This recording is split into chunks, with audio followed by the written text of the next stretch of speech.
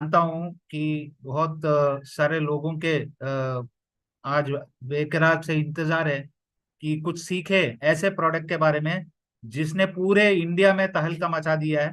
बहुत सारे लोगों का रैंक बदली हुई है।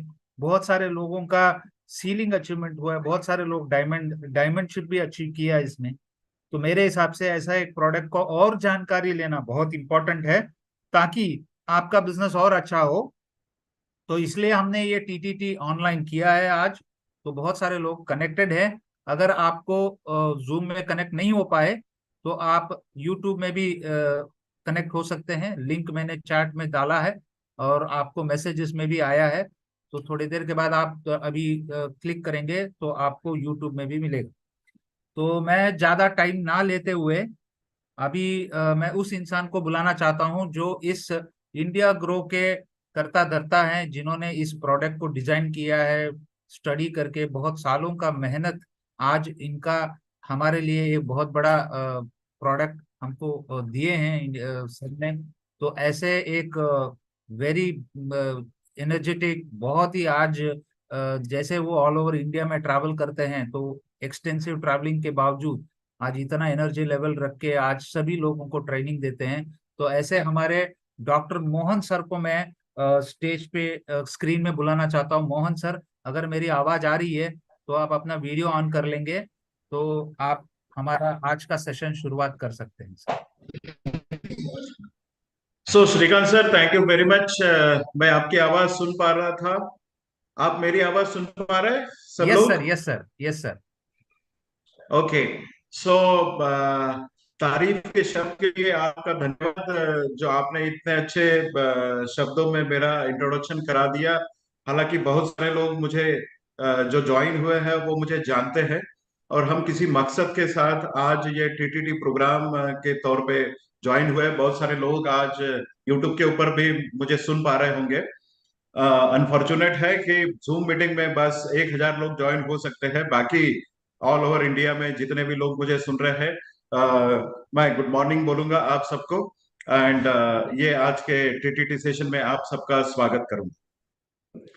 ट्रेन द ट्रेनर, ये जो कंसेप्ट निकला था मैनेजमेंट का, ये एक फंडा था कि जितना भी ट्रेनिंग आप लोगे, आप अपनी टीम के लिए एक असेट बन के निकलोगे। और आज खुद ये ट्रेनिंग के दौरान या इस ट्रेनिंग के बाद में आप अपनी टीम के लिए एज अ ट्रेनर करके आप अपना काम कर सकते हैं।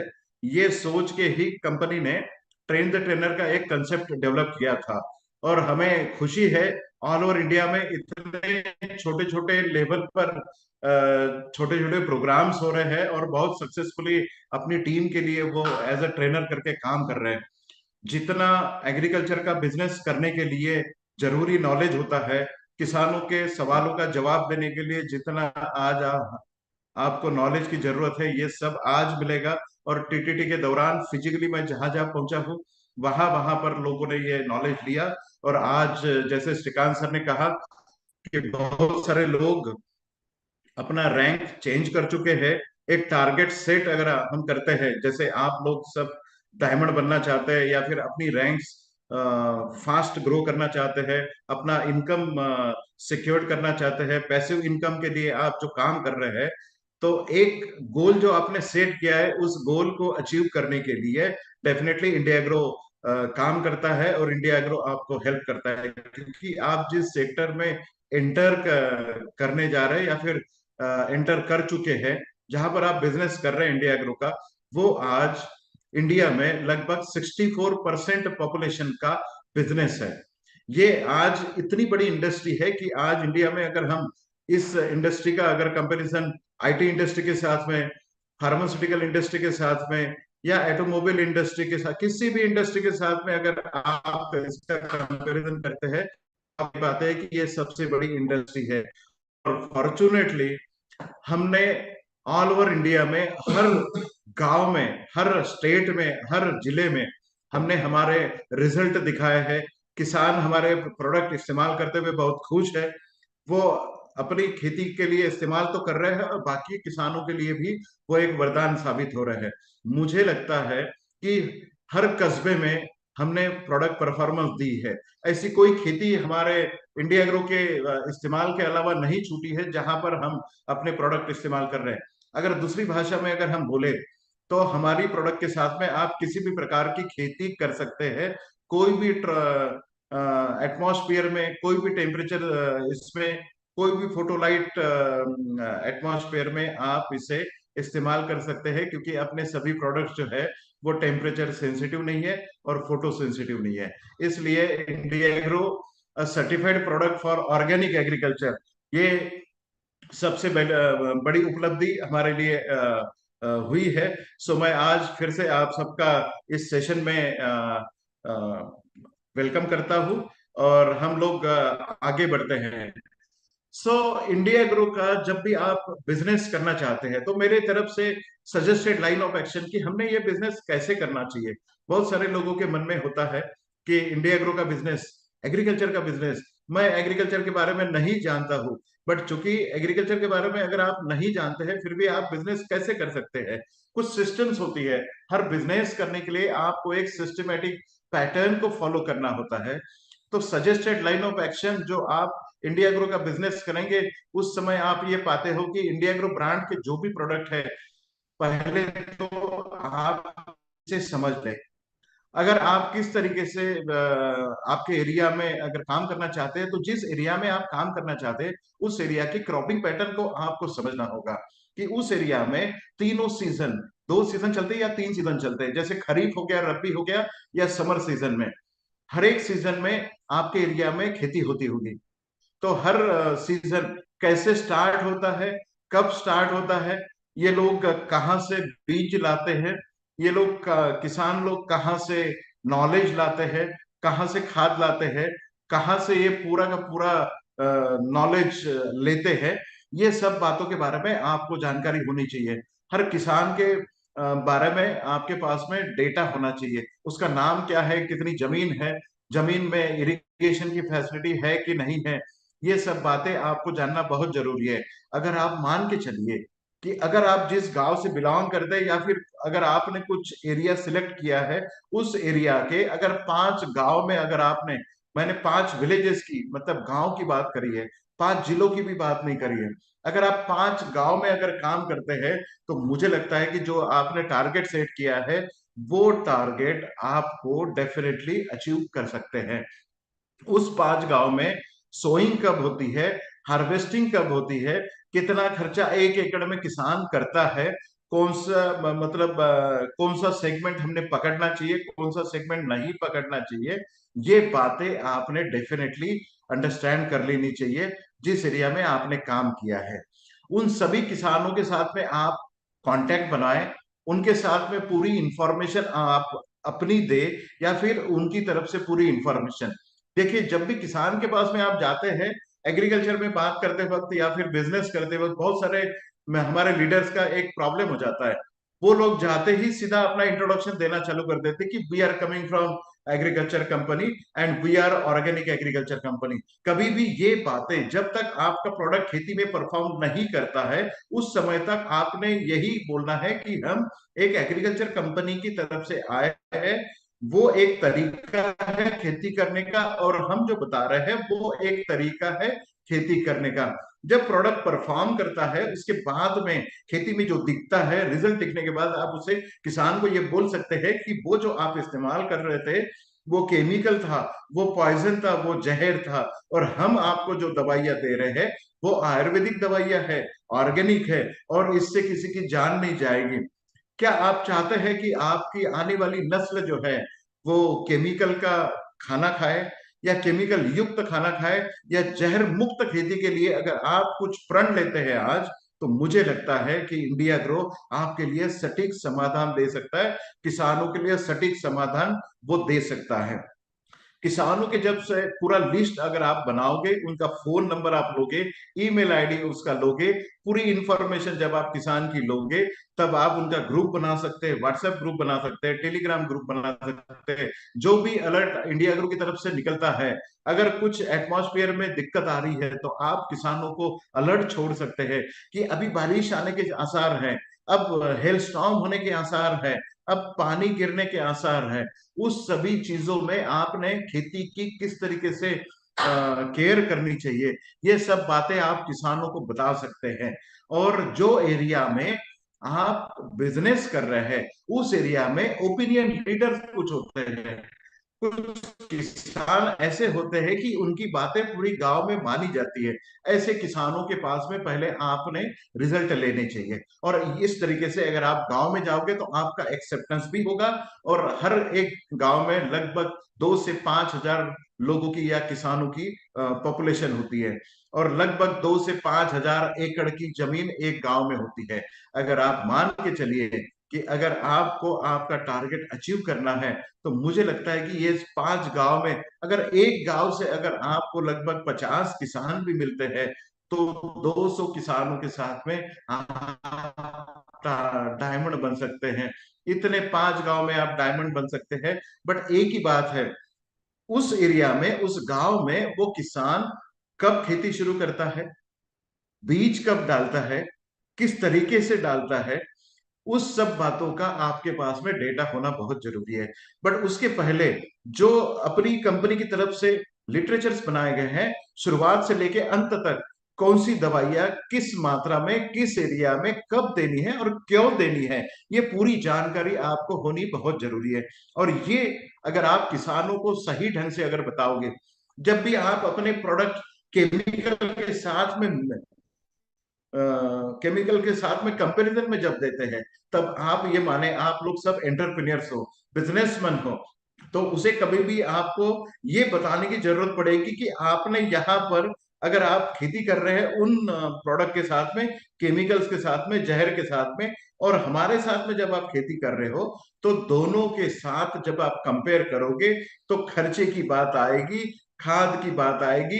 हर बार खर्चे का कंपैरिजन, जो एक्सपेंसेस आप करोगे, जो खर्चा वो खेती में करता है पर एकड़ में, उसके हर चीज में हर एक्शन के साथ आप उसे इकोनॉमिक्स के साथ में अगर आप जोड़ोगे, खर्चे के साथ में जोड़ोगे, तो निश्चित रूप से उसे कभी भी ये नहीं लगेगा कि आपकी प्रोडक्ट कभी भी महंगी है। क्योंकि अपने प्रोडक्ट महंगे पहले जरूर लग सकते हैं, बट जो उसकी परिणाम कारकता अगर आप देखोगे, लंबे समय के रिजल्ट देखोगे, और क्या क्या चीजें आपकी बचा रहे हैं, अगर आप ये देखोगे तो पता चलेगा कि अपने प्रोडक्ट कभी भी महंगे नहीं पड़ते हैं। और किसान इस प्रोडक्ट के साथ में खुश भी रह सकता है, उसका खर्चा आधा भी हो सकता है, और उसे उपज दुगनी भी हो सकती है। सबसे पहले ये जान ले कि अगर एग्रीकल्चर का बिजनेस आप स्टार्ट कर रहे हैं, तो हम लोग कौन है, हम किस कायदे के अंतर्गत आते हैं, हमारे पास में कौन से सर्टिफिकेशंस हैं, हमारी फिलॉसफी क्या है, हम काम कैसे करते हैं, ये सब बातें आपको जानना बहुत जरूरी है। सो हु आर वी, हम लोग कौन हैं, ये जानना आपके लिए बहुत जरूरी है। जैसे कि हम बार बार बोलते हैं कि हमारी सभी दवाइयां जो है, जो हमने इंडिया ग्रुप ब्रांड के अंडर में डाली है, तो ये सभी ब्रांड्स जो है वो लगभग आयुर्वेदिक दवाइयां है। इसमें किसी भी प्रकार का कोई केमिकल नहीं है, और इसमें किसी भी प्रकार का कोई जहर नहीं पाया जाता है। बट अगर हम ये बोलते हैं तो किसी ने सर्टिफाई करना बहुत जरूरी है। तो ऑर्गेनिक एग्रीकल्चर के लिए हमारी जो भी प्रोडक्ट चलते हैं, उसे गवर्नमेंट ऑफ इंडिया का एक डिपार्टमेंट आता है जिसका नाम है अपेडा, एपीईडीए अपेडा। उसका एक ऑर्गेनिक सर्टिफिकेशन, जिसे सर्वोच्च ऑर्गेनिक सर्टिफिकेशन माना जाता है इस भारत में, उस ऑर्गेनिक सर्टिफिकेशन का नाम है एनपीओपी एंड एनओपी सर्टिफिकेशन। इन दवाइयों के साथ में अगर कोई किसान अगले 3 साल तक, मगर एक साल में अगर 3 सीजन है, तो अगले 9 सीजन तक, मतलब 3 साल में अगर कोई किसान अपने साथ में जुड़ के अपनी दवाइयां अगर खेती में इस्तेमाल कर रहे हैं, तो उसके बाद में चौथे साल उस खेती से जो भी उपज निकलेगी वो ऑर्गेनिक कहलाएगी। ऑर्गेनिक सर्टिफाई हम उसे कर सकते हैं। और जो ऑर्गेनिक सर्टिफिकेशन की एजेंसी हमें एनपीओपी सर्टिफिकेशन देती है, national programme of organic product, वही एनपीओपी की एजेंसी खेती को भी ऑर्गेनिक सर्टिफाई कर सकती है। मतलब वहां से जो भी किसान अपनी उपज चौथे साल में निकालेगा, वो पूरी दुनिया में ऑर्गेनिक उपज करके, चाहे उस खेती से दालें निकले, चावल निकले या गेहूं निकले या फिर जो भी सब्जियां निकले, फल निकले, इन सबको पूरी दुनिया में आप ऑर्गेनिक करके एक्सपोर्ट कर सकते हैं। सो हमारा एनपीओपी एंड एनओपी सर्टिफिकेशन पाने वाली हमारी प्राइवेट सेक्टर की सबसे पहली कंपनी है, और डायरेक्ट सेलिंग इंडस्ट्री की भी सबसे पहली कंपनी है, और हो सकता है कि डायरेक्ट सेलिंग इंडस्ट्री की लास्ट कंपनी है जिनके पास में एनपीओपी एंड एनओपी सर्टिफिकेशन है।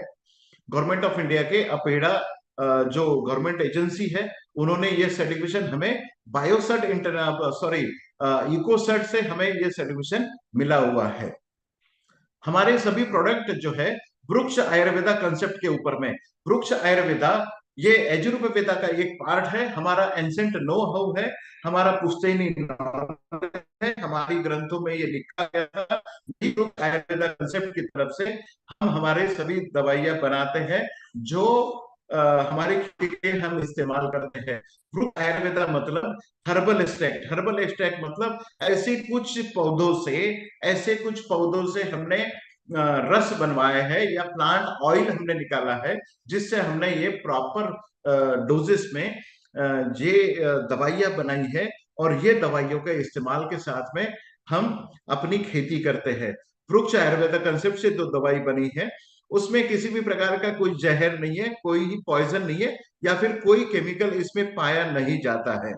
हम वृक्ष आयुर्वेदा कंसेप्ट से जब भी खेती करते हैं तो किसानों के लिए हम ये पाते हैं कि हम कॉस्ट ऑफ कल्टीवेशन मतलब 1 एकड़ में जितना भी खर्चा उसे आता है वो हम आधा कर सकते हैं। लगभग हम आधा कर सकते हैं, मतलब उसका खर्चा अगर आधा हो गया, आधा खर्चा अगर उसका बचता है तो वही उसका प्रॉफिट भी कहलाता है, और हम खर्चा आधा करते हुए उसकी उपज दुगनी कर सकते हैं। क्योंकि हमने पिछले 75 सालों से या 100 सालों से हमारे जमीन में जो हमारी माँ है, जो धरती माँ को हम बोलते हैं, उस धरती माँ को हमने जहर डाल डाल के एकदम से बेकार बना दिया है, रण बना दिया है। आज भारतवर्ष में ऐसी कई जमीनें हैं, कई एरियाज में सैकड़ों एकड़ जमीनें हैं जो आज बंजर बनते जा रही है, और उन जमीनों में आज किसी भी प्रकार का कोई खेती संभव नहीं है, घास का तिनका भी नहीं निकलता है।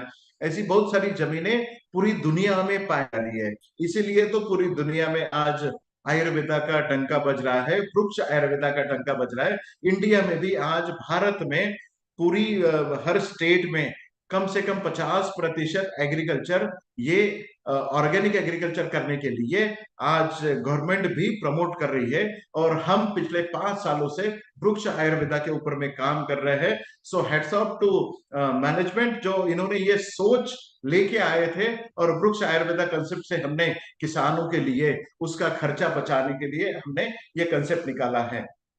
सो हम किस कायदे के अंतर्गत आते हैं ये जानना बहुत जरूरी है। हम बायोस्टिमुलेंट एक्ट के अंडर में आते हैं।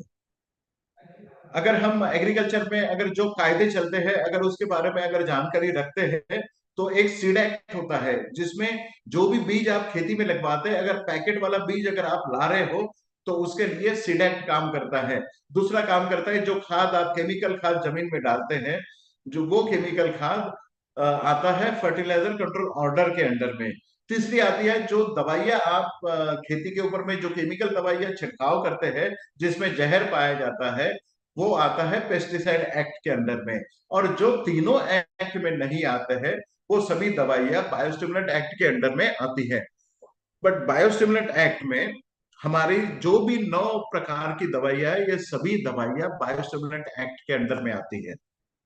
आपने पीछे में मेरे इसमें सुना होगा कि अगर हमारी दवाइयों में कोई जहर नहीं है, तो कोई पॉइजन नहीं है, तो ये काम कैसे करता है, ये जानना बहुत जरूरी है। सो ये आपकी स्क्रीन के ऊपर में जो आपको सर्टिफिकेशन दिख रहा है, ये इकोसर्ट जर्मनी की तरफ से हमें एनपीओपी सर्टिफिकेशन मिला हुआ है। अगर आप इस सर्टिफिकेशन का नंबर अगर देखोगे तो ये नंबर जो है 002 है, और इसमें सभी प्रकार के प्रोडक्ट, ये सर्टिफिकेशन अगर आप गवर्नमेंट ऑफ इंडिया की अपेडा की वेबसाइट में अगर जाके आप देखोगे तो आपको ये सर्टिफिकेशन उनकी वेबसाइट के ऊपर में या My Lifestyle Marketing Global Private Limited के नाम से देखने को मिलेगा। हमारा जब भी बिजनेस आप स्टार्ट करो अपना जो बिजनेस इंडिया ग्रो का स्टार्ट करो, तो क्या चीज हमने करनी चाहिए, to do and not to do, ये दो चीजें आपको जानना बहुत जरूरी है। क्या हम लोगों ने इंडिया ग्रो प्रोडक्ट्स को बेचते समय क्या केयर लेना चाहिए, क्या हम लोगों ने करना चाहिए। सबसे पहले तो मैं ये कहूंगा कि इंडिया ग्रो के जितने भी नौ प्रोडक्ट हम दे रहे हैं आप लोगों के लिए, आप जो बेचने वाले हैं, इनके टेक्निकल स्पेसिफिकेशन पहले पढ़े। हमारी मैनेजमेंट ने जितने भी टेक्निकल स्पेसिफिकेशंस या लिटरेचर्स बनवाए हैं, उसी लिटरेचर का आधार लेते हुए, उसी को पढ़ते हुए, ना कि बल्कि बहुत सारे मैंने देखे हैं यूट्यूब के ऊपर में टेक्निकल लोग बने हैं और वो लोग अपनी प्रोडक्ट के बारे में बताते हैं। जितना कंपनी टेक्निकल स्पेसिफिकेशन बताती है, उतने ही टेक्निकल स्पेसिफिकेशंस को आपने फॉलो करना चाहिए, उसी को बिलीव करना चाहिए। हमारे टेक्निकल स्पेसिफिकेशंस क्या है, उसके लिमिटेशंस क्या है, उसके डोजेस क्या है, उसका टाइम ऑफ एप्लीकेशन क्या है, ये सब बातें आपको जानना जरूरी है। मतलब यही कि जब आप इंडिया ग्रो प्रोडक्ट्स का किसानों के पास जाते समय या जाने से पहले अपने सभी प्रोडक्ट का स्टडी करना बहुत जरूरी है। दूसरा, before recommendation of any farmer, मतलब जब भी आप किसानों को कुछ रिकमेंडेशन करते हैं, उस समय जितना भी आपके लेबल के ऊपर में, लिटरेचर के ऊपर में बताया गया है, बोतल के ऊपर में लिखा गया है, वही आप बेस बनाइए। सुनी सुनाई बातों के ऊपर में आप ना जाएं, और जितना बोतल के ऊपर में लिटरेचर में लिखा गया है उतना ही बताइए, डोजेस भी उतना ही बताइए। क्योंकि हम लोग हैं नेटवर्कर, तो हम लोग क्या करते हैं, कभी कभी रिजल्ट को 2x 10x करके भी हम बताते हैं। जितना बोला गया है उतना ही बताइए, जितना डोजेस बोले गए हैं उतना ही बताइए। अगर हम कहते हैं कि किस प्रोडक्ट के साथ में हमने कुछ दवाइयां मिक्स करनी चाहिए, कुछ प्रोडक्ट के साथ में नहीं करनी चाहिए, तो अपने प्रोडक्ट को जब आप स्टडी करेंगे तो उसके लिमिटेशंस आपको पता होना बहुत जरूरी है। हमारी सभी दवाइयां आप किसी भी केमिकल के साथ में मिक्स कर सकते हैं, बस उस केमिकल में कॉपर या सल्फर जैसी चीजें नहीं होनी चाहिए। मतलब अपनी दवाइयां दुनिया के किसी भी केमिकल के साथ में मिक्स की जा सकती है, बस शर्त एक है कि उस दवा में कॉपर या सल्फर नहीं होना चाहिए। क्या हम अपने दवाइयाँ अपनी दवाइयों के साथ में अपना कोई प्रोडक्ट दूसरे प्रोडक्ट के साथ में मिक्स कर सकते हैं? बिल्कुल हाँ, अपना कोई भी प्रोडक्ट दूसरे प्रोडक्ट के साथ में मिक्स कर सकते हैं। बस एक कंडीशन जरूरी है, यमाई वीर का कॉम्बिनेशन कभी भी आप यमाई प्राउड के साथ में नहीं करेंगे। मैं रिपीट कर रहा हूं, यमाई वीर का कॉम्बिनेशन कभी भी आप यमाई प्राउड के साथ में नहीं करोगे, और यमाई सिट्रा का कॉम्बिनेशन कभी भी आप यमाई प्राउड के साथ में नहीं करोगे। बट और एक दो बातें हैं। जो अपना नया प्रोडक्ट है ओलीव, ओलीव का भी कॉम्बिनेशन कभी भी आप यमाई वीर एंड यमाई सिट्रा के साथ में नहीं करेंगे। मतलब एक बार मैं फिर से रिपीट करता हूं, यमाई वीर का कॉम्बिनेशन आप यमाई प्राउड के साथ में या ओलीव के साथ में नहीं करोगे। यमाई सिट्रा का कॉम्बिनेशन आप या यमाई प्राउड या फिर ओलीव के साथ में नहीं करोगे। बाकी कोई भी प्रोडक्ट किसी के साथ भी मिक्स किया जा सकता है। इंडिया ग्रुप प्रोडक्ट्स में हम आपको हर बार बोलते हैं, या तो आप जब भी इस्तेमाल करें, किसानों को भी ये बताएं कि सुबह सुबह अपनी प्रोडक्ट का आपने स्प्रे करना चाहिए। बट सबसे अच्छे रिजल्ट आपको तभी मिलते हैं जब लेट इवनिंग, मतलब 3 से दिन ढलने के बाद अगर आप अपनी दवाइयों का छिड़काव खेती के ऊपर में करते हैं, मतलब 3 से 4 बजे के बाद, दोपहर के 3-4 बजे के बाद में अगर आप अपनी दवाइयों का छिड़काव खेती के ऊपर में आप करेंगे, तो आपको 100% रिजल्ट मिलता है। स्कॉर्चिंग इफेक्ट नहीं मिलेंगे या जलने वाली चीजें आपको नहीं लगेगी, सनबर्न वगैरह ऐसे कंप्लेंट्स आपको नहीं आएंगे। दूसरी बात, सबसे बहुत इंपॉर्टेंट बात है कि अपनी कोई भी दवाइयां किसी भी ऐसे स्प्रे पंप या ब्लोअर से इस्तेमाल नहीं करें जिससे पहले आपने विडीसाइड या हर्बिसाइड या खरपतवार का इस्तेमाल किया हो, या खरपतवार जिस पंप से या ब्लोअर से आप इस्तेमाल कर रहे हो, उस पंप से अपनी कोई भी दवाइयां आप छिड़काव नहीं करोगे। बट अपना एक प्रोडक्ट है जिसका नाम है या माई स्प्रे प्लस, ये किसी भी दवाई के साथ में मिलाया जा सकता है, चाहे वो केमिकल हो, ऑर्गेनिक हो, जहर हो, पॉइजन हो, किसी के साथ भी आप इसे मिक्स कर सकते हैं। और सबसे इंपॉर्टेंट बात, आपकी राज्य में राज्य सरकार ने खेती करने के लिए जितने भी स्टैंडर्ड एग्रीकल्चर प्रैक्टिसेस बताई गई है, वही उसी हिसाब से हमने अपने लिटरेचर बनवाया है। उन स्टेट का, उन राज्य सरकार का जो रिकमेंडेशन है उसका ख्याल रखे और उसी हिसाब से अपने प्रोडक्ट का रिकमेंडेशन करे। जो जो प्रोडक्ट का परहेज बताया गया है वो प्रोडक्ट का परहेज बिल्कुल करें। हमारे किसी भी प्रोडक्ट के साथ में आप अगर जब काम करते हैं, डोजेस जितने बताए गए हैं उससे ज्यादा अगर आप डोज बताओगे तो किसान को खर्चा ज्यादा होगा, बट खेती के ऊपर में उसका नुकसान कुछ नहीं होगा, बट किसानों को खर्चा ज्यादा होगा। हम यहाँ पर किसानों का खर्चा आधा करने आए हैं।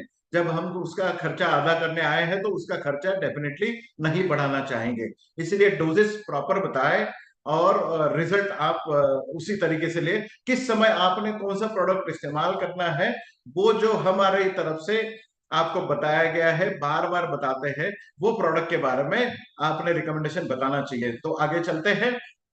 अपनी जो प्रोडक्ट रेंज है, उन प्रोडक्ट रेंज के बारे में आप सटीक जानकारी रखें। एक पॉइंट्स वाइज अगर मैं रिक्वेस्ट करूंगा कि आपके सामने अगर कागज और पेन है, अगर डायरी आपके सामने है, तो एक एक चीज के बारे में नोट डाउन करके रखें, और जितनी बात आप नोट डाउन करके रखेंगे उतनी बात आप किसानों को बताओगे।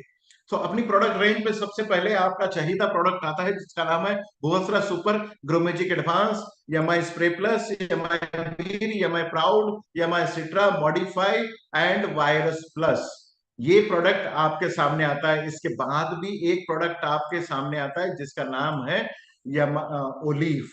तो ये सभी प्रोडक्ट के बारे में आज हम बात करेंगे। तो आगे बढ़ते हैं। पहले प्रोडक्ट के ऊपर में भुवस्त्रा सुपर। भूवस्त्र सुपर ये एक सॉइल स्टेरिलाइजेशन फार्मूला है।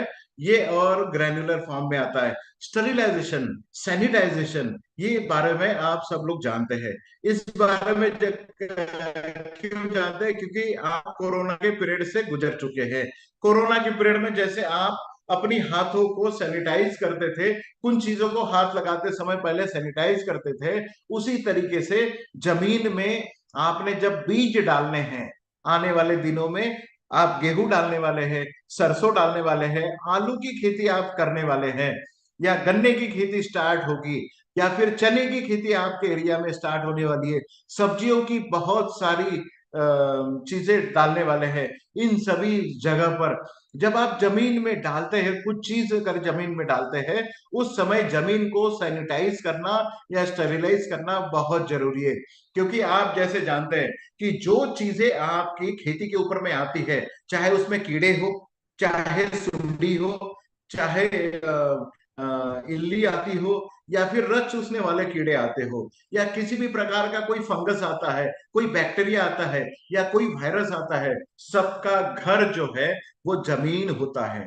अगर आपने सही ढंग से जमीन को अगर सैनिटाइज कर लिया, स्टेरिलाइज कर लिया, तो मुझे लगता है कि जितने कीड़े आपके इन फ्यूचर खेती के ऊपर में जितने कीड़े आने वाले हैं, जितनी इल्ली आने वाली है या सुंडी आने वाली है, रस चूसने वाले कीड़े आने वाले हैं, या फिर फफूंद आने वाली है, फंगस आने वाला है, बैक्टीरिया आने वाला है, वायरस आने वाला है, मतलब जितने भी जीव आपकी खेती का नुकसान करते हैं वो जमीन में ही जन्म लेते हैं। और आपने अगर जमीन में भूतत्व सुपर अगर डाल दिया तो आपकी जमीन सैनिटाइज हो जाएगी, स्टेरलाइज हो जाएगी, और जितने भी कीड़े या फफूंद आपकी खेती के ऊपर आने वाला है, ये लगभग 50 से 75% आपके जमीन में कम हो जाता है, और आपका छिड़काव करने का जो खर्चा है वो भी कम हो जाता है।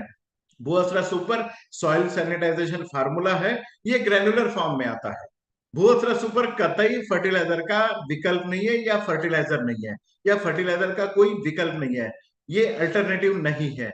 ये ग्रेनुलर फॉर्म में आता है, ये जमीन में डालने वाली चीज है, ये कोई छिड़काव करने वाली चीज नहीं है। बहुत सारे किसान इसको बकेट में डाल के 2-2 3-3 दिन तक रुकते हैं और फिर बोलते हैं कि सर ये ग्रेन्यूल तो पानी में घुल नहीं रहा है। क्योंकि ग्रेन्यूल ये पानी में घुलने वाला नहीं है। ये ग्रेन्यूल जो है ये दानेदार फॉर्म में आता है, और ये दाना जो होता है उसके ऊपर में अपनी दवाई चिपकाई रहती है। और ये दवाई जब जमीन के ऊपर में आप ये ग्रेन्यूल फेंकते हैं, 1 एकड़ में 4 किलो, मतलब 2 पैकेट 1 एकड़ में जाता है। अब ये कब डालना है आपको? भूअस्त्र सुपर आपको जमीन में जब आप बीज लगवाते हैं या फिर बीज अंकुरित होके बाहर आएगा, उसके बाद में अगर आप इसे जमीन के सतह के ऊपर में अगर फैला देंगे 1 एकड़ में 4 किलो, तो निश्चित रूप से जब भी आप भूअस्त्र सुपर डालने के बाद में पानी देते हैं, पानी के संपर्क में जब भी भूअस्त्र सुपर का ग्रैन्यूल आएगा, उसके ऊपर में कोट की भी जो भी दवाई है पानी के संपर्क में आएगी, पानी में घुल जाएगी और ये जमीन में चली जाएगी। और जैसे ही जमीन में ये जाएगी, जड़ों के साथ में चिपक जाएगी। जो पौधा आपने जमीन में लगवाए हैं, जो बीज आपने जमीन में लगवाए हैं, जो आलू आप जमीन में डाल रहे हैं, वो अंकुरित होके ऊपर आएगा, जड़ें जमीन में चली जाएगी, जड़ों के साथ में ये भूअस्त्र सुपर जो पानी में घुल के अंदर चला गया है, ये जड़ों के साथ में चिपक जाएगा और अगली 6 महीने तक, मतलब 180 दिन तक आपके खेती में रहेगा और आपकी जड़ों का नुकसान होने से बचाता है। जमीन से जितने भी कीड़े आपकी पौधों के जड़ों को ऊपर में नुकसान करते हैं, जैसे सफेद लट हो गया, या फिर टर्माइट्स हो गए, कटवर्म्स हो गए, स्नेल्स हो गए, गोगल गाय जिसे बोलते हैं, क्रिकेट हो गया, ऐसे अनगिनत कीड़े जो जमीन से आते हैं, जो जड़ों के ऊपर में उपजीविका करते हैं, खाना खाते हैं और जड़ों को खत्म करने की चेष्टा करते हैं, इन सभी कीड़ों को रोकथाम करने का काम भूअस्त्र सुपर करता है। ये काम कैसे करता है? भूअस्त्र सुपर जब आप बीज जमीन में लगवाते हैं और जमीन में लगवाने के बाद में बीज अंकुरित, सबसे पहले हम क्या बोलते थे कि जमीन आप जब तैयार करते हैं उस समय आपने भूअस्त्र सुपर डालना चाहिए। बट बहुत सारे रिसर्च के बाद में ये पाया गया है कि अगर भूअस्त्र सुपर का अगर अच्छा रिजल्ट अगर आपको लेना है, तो जमीन में आप बीज जब जमीन में डालते हैं, आलू की खेती के लिए आप अलग तरीके से कर सकते हैं, गन्ने की खेती के लिए अलग तरीके से कर सकते हैं, बट जो बीज आप जमीन में डालते हैं उस समय बीज अंकुरित होने दे, मतलब चने का अंकुरन होने दे, गेहूं का अंकुरन होने दे, या फिर धान की खेती में, जीरी की खेती में अंकुरित होने दे, या फिर आपने जब पौधा रोपाई जब कर दी है उस समय आप अगले 45 दिनों तक भूअस्त्र सुपर जमीन में आप डाल सकते हैं। बट इन केस ऑफ गन्ना जब आप लगवाते हैं या आलू की जब आप खेती करते हैं, उस समय जब आप आलू जमीन में डालते हैं, उसी समय भूअस्त्र सुपर जमीन में डालना जरूरी है, क्योंकि जो आलू आप काट के डालने वाले हैं वो आलू पूरी तरीके से स्टार्च से बने होते हैं, जिसमें कार्बोहाइड्रेट का परसेंटेज बहुत ज्यादा होता है। जैसे ही आपने आलू जमीन में डाला, उसके ऊपर में जमीन में जितने भी कीड़े होते हैं वो आलू के ऊपर में अटैक करते हैं, मानो आपने आलू का पराठा बना के जमीन में डाल दिया, उसी के ऊपर में ये सब कीड़े जमीन से अटैक करते हैं और उस आलू को या फिर आलू के टुकड़े को जर्मिनेट नहीं होने देते, और ऐसे बहुत सारे आलू का नुकसान अपना हो जाता है। इसलिए जब भी आप आलू की खेती करें या गन्ने की खेती करें, जमीन जब तैयार करते हैं उसी समय आपने भूअस्त्र सुपर जमीन में डालना बहुत जरूरी है। बट एक बात का ख्याल जरूर रखें, भूअस्त्र सुपर जब भी आप जमीन में डालते हैं उसके बाद इरिगेशन का फैसिलिटी होना बहुत जरूरी है। जब तक आप भूअस्त्र सुपर को पीछे से पानी नहीं देते हैं, वो सुपर काम नहीं करेगा, क्योंकि वो ग्रैन्यूल के ऊपर में जो भी दवाई चिपकाई गई है वो पानी के साथ में जब मिल जाती है, जड़ों के पास चली जाती है, जड़ों के साथ में चिपक जाती है, और जो कीड़े आपकी जड़ों को खाने की कोशिश करेंगे उसके साथ में 4 पॉइंट प्रोग्राम हो जाता है। पहली बात उस कीड़े के साथ में ये हो जाती है कि जिस जड़ों के ऊपर में भूअस्त्र सुपर का लिक्विड चिपक गया है, उसके ऊपर में जब भी ये खाने की कोशिश करेंगे कीड़े, उन कीड़े का सबसे पहले मुंह बंद हो जाएगा। दूसरी बात उसके साथ में ये हो जाएगी कि उसे ब्रेन स्ट्रोक आ जाएगा। तीसरी बात उस कीड़े के साथ में ये हो जाएगी कि उसका ब्रेन स्ट्रोक होने के बाद में उसे पैरालिसिस का अटैक आएगा, तो उसके शरीर आड़ा तिरछा हो जाएगा। और चौथी बात उस कीड़े के साथ में ये हो जाती है कि उस कीड़े के शरीर से पानी बाहर निकल जाता है, और इस तरीके से ये भूअस्त्र सुपर का जो पानी में घुल के जड़ों के ऊपर में चला गया है, कीड़ा जमीन में ही अपना दम तोड़ देता है, और 24 घंटे के अंतराल में आपको 100% रिजल्ट मिलते हैं। और जो केमिकल आप जमीन में डाल रहे थे, जो भी जिस भी प्रकार का केमिकल जमीन में डालते हैं किसान, वो लगभग 45 डेज मतलब 45 दिन का रिजल्ट देता है। बट भूअस्त्र सुपर आपके जमीन में आपकी जड़ों के साथ में चिपका रहता है 180 दिन तक, मतलब 6 महीने तक आपको रिजल्ट देता है। अब आप ये कहेंगे कि 6 महीने तक रिजल्ट देता है तो 3 3 महीने के हम 2 क्रॉप ले सकते हैं, तो ऐसा बिल्कुल नहीं है, क्योंकि ये जड़ों के साथ में चिपका रहता है। बट जड़े पहला अगर आपने क्रॉप हार्वेस्ट कर लिया, अगर जड़ों के साथ में अगर आपने पहले पौध अगर निकाल दी और दूसरी पौध आप लगाने जा रहे हैं या बीज लगवाने जा रहे हैं, उस समय वो जड़ों के साथ में निकल जाएगा। जब जब भी नया बीज जमीन में लगेगा, उस समय भूअस्त्र सुपर आपको 1 एकड़ में 4 किलो मतलब 2 पैकेट डालने होंगे। जब जब किसान बीज लगवाता है, रोपाई करता है, या आने वाले दिनों में आलू लगवाने वाला है, उस समय आपको भूअस्त्र सुपर जमीन में देना बहुत अनिवार्य हो जाता है। अब जो सालों साल चलने वाली फलों की खेती होती है, जैसे किनो हो गया, ऑरेंजेस हो गया, बनाना की खेती, केले की खेती हो गई, या गन्ने की खेती होगी, या मैंगो मतलब आम की खेती होगी, अमरूद की खेती होगी, या फिर हरियाणा एंड पंजाब में पॉपुलर की खेती होती है। इस सभी प्रकार की खेती में आप जमीन में हर 6 महीने बाद पेड़ की जड़ों के साथ में तने के रिंग बनवा के आप एक पेड़ को 25 से 50 ग्राम हर 6 महीने के बाद में आपको एक डोज देना है। गन्ने की खेती में हर 6 महीने बाद आपको एक डोज देना है। केले की खेती में एक बार आपको हर 6 महीने के बाद में एक डोज देना है। ऑरेंजेस या किनो की खेती में, संतरे के या किनो की खेती में, नींबू की खेती में, आम की खेती में, हर जगह आपको हर 6 महीने बाद एक डोज जरूर देना है। और पेरेनियल खेती में, जो सालों साल चलने वाली खेती होती है, वो ध्यान रखें जब बाहर ट्रीटमेंट होती है, मतलब जब आपके आम के ऊपर में फूल लगने का समय होता है, या ऑरेंजेस में फूल लगने का, किनो के ऊपर में फूल लगने का जब सीजन होता है, उसके 3 महीने बाद आपको भूअस्त्र सुपर जमीन से देना है। ये सॉइल सैनिटाइजेशन, सॉइल एप्लीकेशन के लिए भूअस्त्र सुपर आपको जमीन से ही देना है। ये स्प्रे करने वाली दवाई नहीं है। और मैं फिर से रिपीट करूंगा, भूअस्त्र सुपर ये कोई खाद का अल्टरनेटिव नहीं है, और ये कोई फर्टिलाइजर का अल्टरनेटिव नहीं है।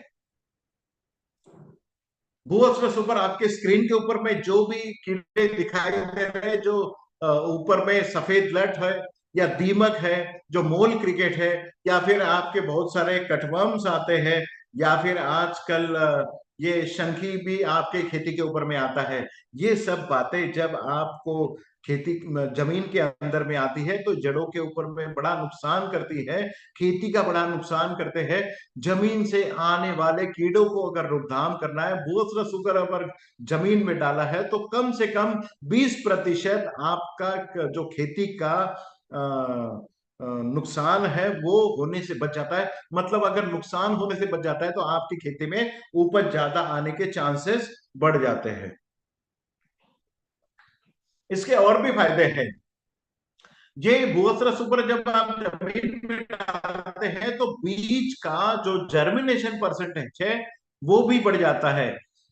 भूअस्त्र सुपर जब आप जमीन में डालते हैं, और भूअस्त्र सुपर के ग्रेन्यूल के साथ में जब भी आप उसका लिक्विड पौधों को मिलता है, तो जमीन का टेक्सचर और स्ट्रक्चर भी चेंज कर देता है, और शुरुआती अवस्था में आपकी पौधों को इनिशियल ग्रोथ देने का काम भी बहुत अच्छा करता है। अगर आप पौध अगर आपके खेती में लगवा रहे हैं, तो उस पौध को बहुत जल्दी आपके जमीन में सेटल करने का काम भूअस्त्र सुपर करता है। उसका और भी एक फायदा आपको यह होता है कि ये हर्बल एक्सट्रैक्ट है। भूअस्त्र सुपर आप जब जमीन में डालते हैं, उनका जो हर्बल एक्सट्रैक्ट जमीन में चले जाते हैं, तो जमीन में ऑर्गेनिक कार्बन का परसेंटेज बढ़ जाता है। और ऑर्गेनिक कार्बन का परसेंटेज अगर बढ़ गया, तो जमीन में जितने भी माइक्रोब्स होते हैं, जितने जीव पाए जाते हैं, वो जीव उनकी एक्टिविटी बढ़ जाती है, जमीन उपजाऊ हो जाती है। और जमीन अब उपजाऊ अगर हो गई और माइक्रोब्स अगर जमीन में अगर ज्यादा बढ़ गए, मतलब जीव अगर जमीन में ज्यादा बढ़ गए, तो अवेलेबिलिटी ऑफ द न्यूट्रिएंट बहुत अच्छी तरीके से बढ़ जाती है और जमीन को उपजाऊ बनाने का काम भूस्तर सुपर करता है। ये खाद नहीं है, बट खाद से कम काम भी नहीं करता है। ये खाद में जो जमीन में पड़ा हुआ खाद है उसे अवेलेबल फॉर्म में लाने का काम और जड़ों के पास पहुंचाने का काम भूस्तर सुपर। ये इनडायरेक्ट रिजल्ट भूस्तर सुपर के मिलते हैं, बट डेफिनेटली किसानों के लिए फायदेमंद होता है। किसान जब भी कोई खेती शुरुआत करने वाला है, उस समय हर इंच भर जमीन में आपको भूस्तर सुपर डालना होगा। अगले प्रोडक्ट के ऊपर में चलते हैं, जिसका नाम है ग्रोमेजिक एडवांस। ग्रोमेजिक एडवांस ये third generation nano technology jasmonate based product है। थर्ड जनरेशन मतलब ये दुनिया का सबसे पहले नैनो टेक्नोलॉजी का एग्रीकल्चर के लाने वाला पहला प्रोडक्ट है। अब नैनो टेक्नोलॉजी का बोलबाला तो सभी लोगों ने देखा होगा। हर टेक्नोलॉजी, ये नैनो टेक्नोलॉजी हर सेक्टर में आ रही है। नैनो टेक्नोलॉजी मतलब क्या, अगर सिंपल भाषा में अगर आपको बताऊं तो छोटा पैकेट बड़ा धमाका होता है। मतलब कम मात्रा में आपको दवाई लगती है, बट उसके रिजल्ट बहुत कारगर होते हैं और लंबे समय के लिए चलने वाले नैनो टेक्नोलॉजी आजकल चल रही है। ये नैनो टेक्नोलॉजी के साथ में अगर आपको गलत ना बोलूं, तो अगले कुछ सालों में अगर आप ये देखोगे तो बोतल वाला या फिर 5-5 लीटर वाली कैन वाला या फिर बहुत सारे ग्रेनुल वाली सभी चीजें बंद हो जाएगी। और अगले कुछ सालों के बाद में आपकी खेती सिर्फ टैबलेट एंड कैप्सूल वाली होने वाली है। 1 एकड़ के लिए एक टैबलेट, एक पंप के लिए एक कैप्सूल, इस तरीके से खेती ये संभव हो पा रहा है नैनो टेक्नोलॉजी। पूरी दुनिया में नैनो टेक्नोलॉजी से खेती के लिए जो भी प्रोडक्ट बना था उसका नाम है ग्रोमेजिक एडवांस। और ये टेक्निकल और ये प्रोडक्ट पाउडर फॉर्म में आता है। और ये शुरुआती अवस्था में बेसल डोज के, मतलब आप जो फर्टिलाइजर या खाद, केमिकल खाद जमीन में डाल रहे हैं, अभी तो मैं बोल रहा हूँ कि केमिकल खाद आपको डालना चाहिए, बट जमीन में जितना भी खाद आप डाल रहे हैं उसके साथ में ग्रो मैजिक एडवांस जब आप मिला के जमीन में देते हैं, मतलब जब आप बीज जमीन में लगवा रहे हैं उस समय आपको भूस्तर सुपर 1 एकड़ में 4 किलो, मतलब 2 पैकेट डालने हैं। बट उसके साथ में जो खाद आप जमीन में डाल रहे हैं, अगर उसके साथ में ग्रो मैजिक एडवांस का 100 ग्राम का एक पैकेट अगर आप मिला के जमीन में डालते हैं, तो आपके खाद का खर्चा आधा करने का काम ग्रो मैजिक एडवांस करता है। ये क्यों होता है ये समझना बहुत जरूरी होगा, क्योंकि आप ट्रेनिंग ले रहे हैं। और तो ये समझना बहुत जरूरी होगा, जो खाद आप जमीन में डालते हैं, जो केमिकल फर्टिलाइजर जमीन में डालते हैं, ये फर्टिलाइजर, ये खाद आपकी पौधों को लगने के लिए, पेड़ को लगने के लिए, एक्सेप्ट करने के लिए लगभग 16 से 21 दिन लगते हैं। अगर आपने आज यूरिया डाली तो 16 से 21 दिन बाद आपकी पेड़ को वो खाद मिलता है। मतलब उस समय तक आपका जो खाद डाला हुआ है उसमें से नाइट्रोजन उड़ जाता है, क्योंकि ये वोलेटाइल होता है, हवा में नाइट्रोजन उड़ जाता है या पानी के संपर्क में आने के बाद में जमीन के नीचे चला जाता है और आपके पेड़ में फर्टिलाइजर कभी भी नहीं चलता है।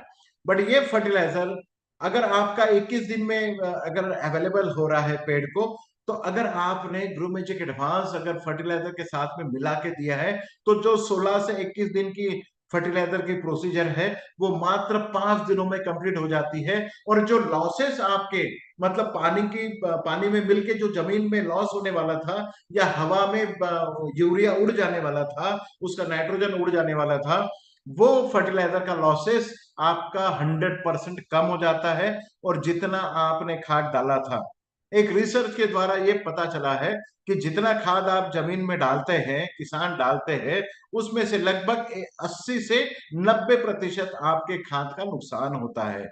या तो भाप बन के उड़ जाता है हवा में, या फिर पानी की साथ में लीचिंग लॉसेस हो जाता है। बट जब आप फर्टिलाइजर के साथ में ग्रो मैजिक एडवांस डालते हैं, उस समय आप ये पाते हो कि ये फर्टिलाइजर 5 दिनों में मात्र आपके पेड़ को अवेलेबल कराने का काम ग्रो मैजिक एडवांस करता है। इसलिए आपका फर्टिलाइजर 100% आपके पेड़ को मिलता है। वहां पर अगर आपने 100 केजी अगर फर्टिलाइजर डाला, तो उसका 80 केजी 80 किलो आपका लॉस होने वाला था। बट ग्रुप मैजिक एडवांस का 100 ग्राम का मात्र छोटा पाउच अगर फर्टिलाइजर में मिला के आप डालते हैं, तो आप ये पाते हैं कि आपका 100% जो फर्टिलाइजर आप जमीन में दे रहे, वो आपके खाद आपके पेड़ को मिलता है या पौधों को मिलता है। इसलिए जब जब किसान फर्टिलाइजर जमीन में डालता है, खाद जमीन में डालता है, उसका डोज आधा करे और उसके साथ में ग्रो मैजिक एडवांस 1 एकड़ में आप ग्रो मैजिक एडवांस का 100 ग्राम का डोज दे।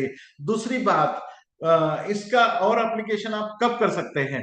जब जमीन से बीज अंकुरित होके, मतलब अभी आप आने वाले दिनों में गेहूं, चना, आलू की खेती आप करने वाले हैं, सरसों की खेती करने वाले हो, गुजरात वाले सुन ले, जीरे, या राजस्थान में जीरे की खेती होने वाली है, या सब्जियों की खेती होने वाली है, उस समय बीज अंकुरित होके ऊपर आने के बाद जब 30 से 40 दिन का आपका पहला मतलब पौधा हो जाता है, उस समय आपने ग्रो मैजिक एडवांस का पहला छिड़काव करना चाहिए। और दूसरा छिड़काव करना चाहिए जब आपके पेड़ के ऊपर में फ्लावरिंग शुरुआत हो जाती है, फूल की शुरुआत हो जाती है, उस समय आपने दूसरा छिड़काव करना चाहिए। छिड़काव का डोज है ग्रो मैजिक एडवांस का 1 लीटर पानी में 1 ग्राम। तो एक जमीन में आपको देना है खाद के साथ में, और जब जब किसान जमीन में खाद डालता है, उस समय आपने ग्रो मैजिक एडवांस 1 एकड़ में 100 ग्राम देना है।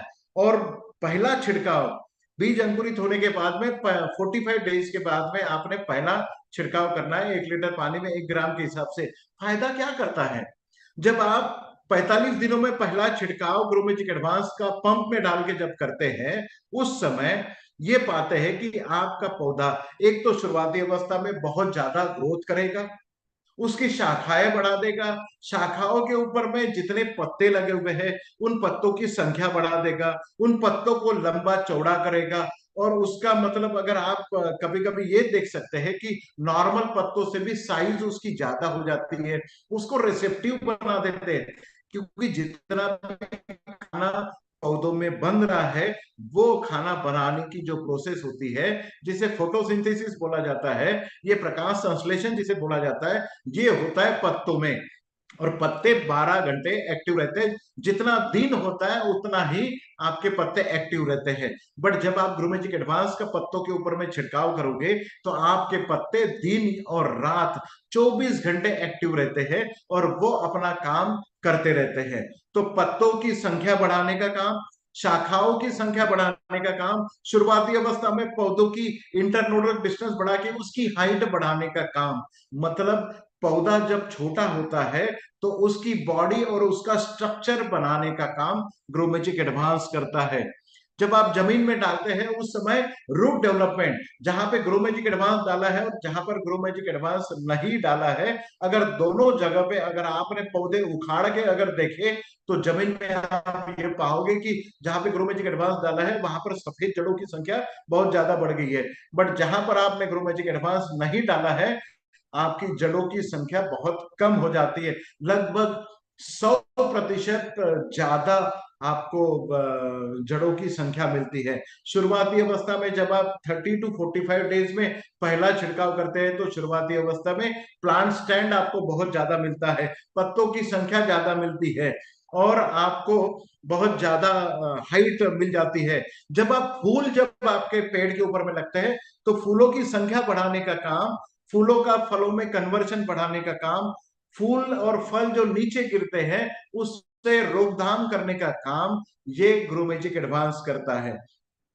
जो भी दाने या फल आपके पेड़ के ऊपर में लगते हैं, उसका टेस्ट वेट बढ़ाने का काम, मतलब उसका वजन बढ़ाने का काम, साइज बढ़ाने का काम, उसमें शुगर का कंटेंट बढ़ाने का काम, उस फल की चमक बढ़ाने का काम, उसकी टेस्ट बढ़ाने का काम, उसका फ्रेग्रेंस सुगंध बढ़ाने का काम, उसका ओडर बढ़ाने का काम, उसका कीपिंग क्वालिटी, मतलब लंबे समय तक उसे आप स्टोर कर सकते हैं, ये बढ़ाने का काम, और फलों में शुगर कंटेंट बढ़ाने का काम आप ये ग्रो मैजिक एडवांस डेफिनेटली करता है।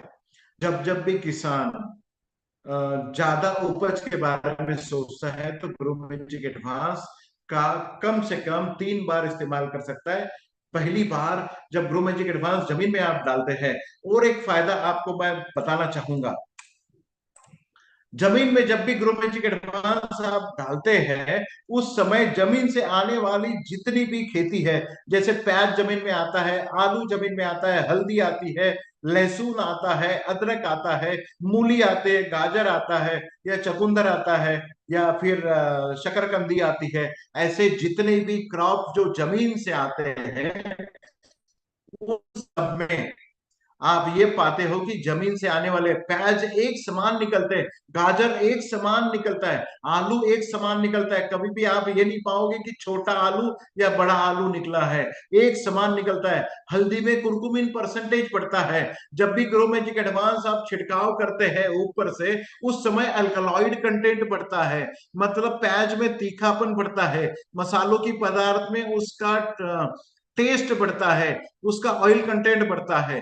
अगर आने वाले दिनों में सरसों की अगर आप खेती कर रहे हैं, तो सरसों में लगभग 2% ऑयल कंटेंट बढ़ता है, मतलब दाने का वजन बढ़ता है। सोयाबीन की खेती में आपका ऑयल कंटेंट बढ़ता है, मूंगफली की खेती में ऑयल कंटेंट बढ़ता है, जीरे की खेती में राजस्थान और गुजरात में जीरे की खेती होती है, जीरे की खेती में उसका अल्कलॉइड कंटेंट बढ़ाने का काम, मतलब ऑयल कंटेंट और अल्कलॉइड कंटेंट बढ़ाने का काम ग्रोमेजिक एडवांस करता है। उसका टेस्ट में बढ़ाने का काम, आम आलू उतने ही साइज का होगा और ग्रोमेजिक एडवांस का उगाया हुआ साइज, दोनों एक समान साइज का अगर आप आलू लोगे, बट दोनों का वजन अगर आप कंपेयर करोगे, तो ग्रोमेजिक एडवांस का जो आलू होगा, उगाया हुआ जो आलू होगा, उसका वजन आपको 10 ग्राम एक्स्ट्रा ही मिलने वाला है।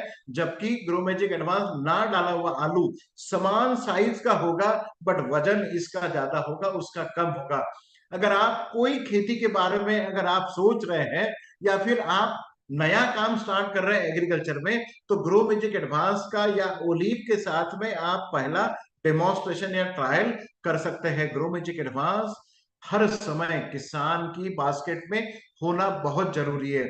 और वो अगर ज्यादा उपज के बारे में अगर सोच रहा है, तो ग्रो मैजिक एडवांस ये आने वाले दिनों में खेती की दिशा और दशा डेफिनेटली बढ़ाएगा। अगर आप कोई भी खेती कर रहे हैं, आने वाले दिनों में अगर कोई भी खेती कर रहे हैं, तो भूअस्त्र सुपर और ग्रो मैजिक एडवांस, ये दोनों जय एंड वीरू की जोड़ी को कभी मत भूलना। किसी भी प्रकार की खेती अगर आप स्टार्ट कर रहे हैं, उस खेती के बारे में अगर आप सोच रहे हैं, तो जमीन में आपको भूअस्त्र सुपर 2 पैकेट और ग्रो मैजिक एडवांस का 1 पैकेट पर एकड़ डालना बहुत ही जरूरी है। एक रिजल्ट के बारे में मैं आपको बताऊंगा, एक रिजल्ट के बारे में मैं आपको जरूर बताना चाहूंगा। ग्रो मैजिक एडवांस जब भी आप केले की खेती में या पपाया की खेती में अगर आप इंजेक्शन टेक्नोलॉजी के साथ में अगर जा रहे हैं, तो मैं एक बात सबको आपको बताना चाहूंगा कि ग्रो मैजिक एडवांस 1 लीटर पानी ले, उसमें 5 ग्राम ग्रो मैजिक एडवांस डाले, और उसके साथ 10 ml ओलिव डाले। 1 लीटर का घोल आपने बना लिया, जिसमें आपने 5 ग्राम ग्रो मैजिक एडवांस और 10 ml आपने ओलिव डाला। अगर आप कैलकुलेट अगर करोगे, तो ये 1 लीटर का घोल बनता है 300 रुपए में। ये 300 रुपए आपने केले की खेती में आप इंजेक्शन से लगवाओगे, पपैया की खेती में आप इंजेक्शन से लगवाओगे। ऑल ओवर इंडिया में, भारत में सबसे पहली बार ग्रो मैजिक एडवांस या फिर ओलीव का इंजेक्शन टेक्नोलॉजी हमने लाई है। और हम केले के इसमें, जबकि इंजेक्शन टेक्नोलॉजी से अगर आप केले के खेती में 90 दिन, अगर केला लगने के 90 दिन बाद अगर आप पहला इंजेक्शन देते हैं, जमीन की सतह के ऊपर में अगर पहला इंजेक्शन देते हैं, जो घोल आपने, जो सॉल्यूशन आपने बनवाया है, उसमें का 5 ml अगर आप इंजेक्शन में लेते हो, इंजेक्शन कौन सा जो आपके मेडिकल शॉप में मिलता है, 5 ml का डिस्पोवैन, उसी को ले, उसमें सुई डाले और 5 ml का सॉल्यूशन आप उस इंजेक्शन में ले, और जमीन की सतह के ऊपर में केले में 90 दिन के बाद पहला इंजेक्शन ऊपर से नीचे की तरफ आप पहला इंजेक्शन धीरे से छोड़े, और दूसरा इंजेक्शन 120 दिन में, तीसरा इंजेक्शन अगर आप 150 दिन में, और 180 दिन में, ये 4 इंजेक्शन अगर आप देते हैं, तो आप ये पाते हो कि जो जनरली केले की खेती में 20 से 25 किलो का केला एक एक पेड़ के ऊपर में लगता है, अगर आप इंजेक्शन देते हैं इस डोजेस के साथ में, तो कम से कम 20 किलो का केला 40 से 45 किलो तक जा सकता है। और इस साल का हमारा टारगेट है 50 किलो क्रॉस करना।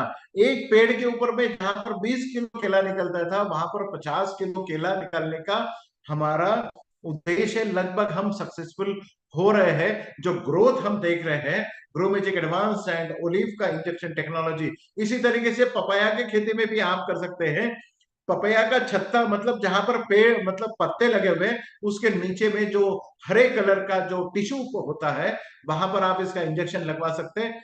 पपैया में पहला इंजेक्शन 60 डेज में लगेगा, दूसरा इंजेक्शन आपका लगेगा 15 डेज के बाद में, मतलब 75 दिन में। तीसरा इंजेक्शन लगेगा 90 दिन में, और चौथा इंजेक्शन लगेगा लगभग 105 से 110 दिन में। 15-15 दिनों के अंतराल में 4 इंजेक्शन आपको देना है। आप पपया को तोड़ते तोड़ते थक जाओगे। ग्रो मैजिक एडवांस किसान को पपया देते देते नहीं थकेगा, और यही मैजिक ग्रो मैजिक एडवांस में है।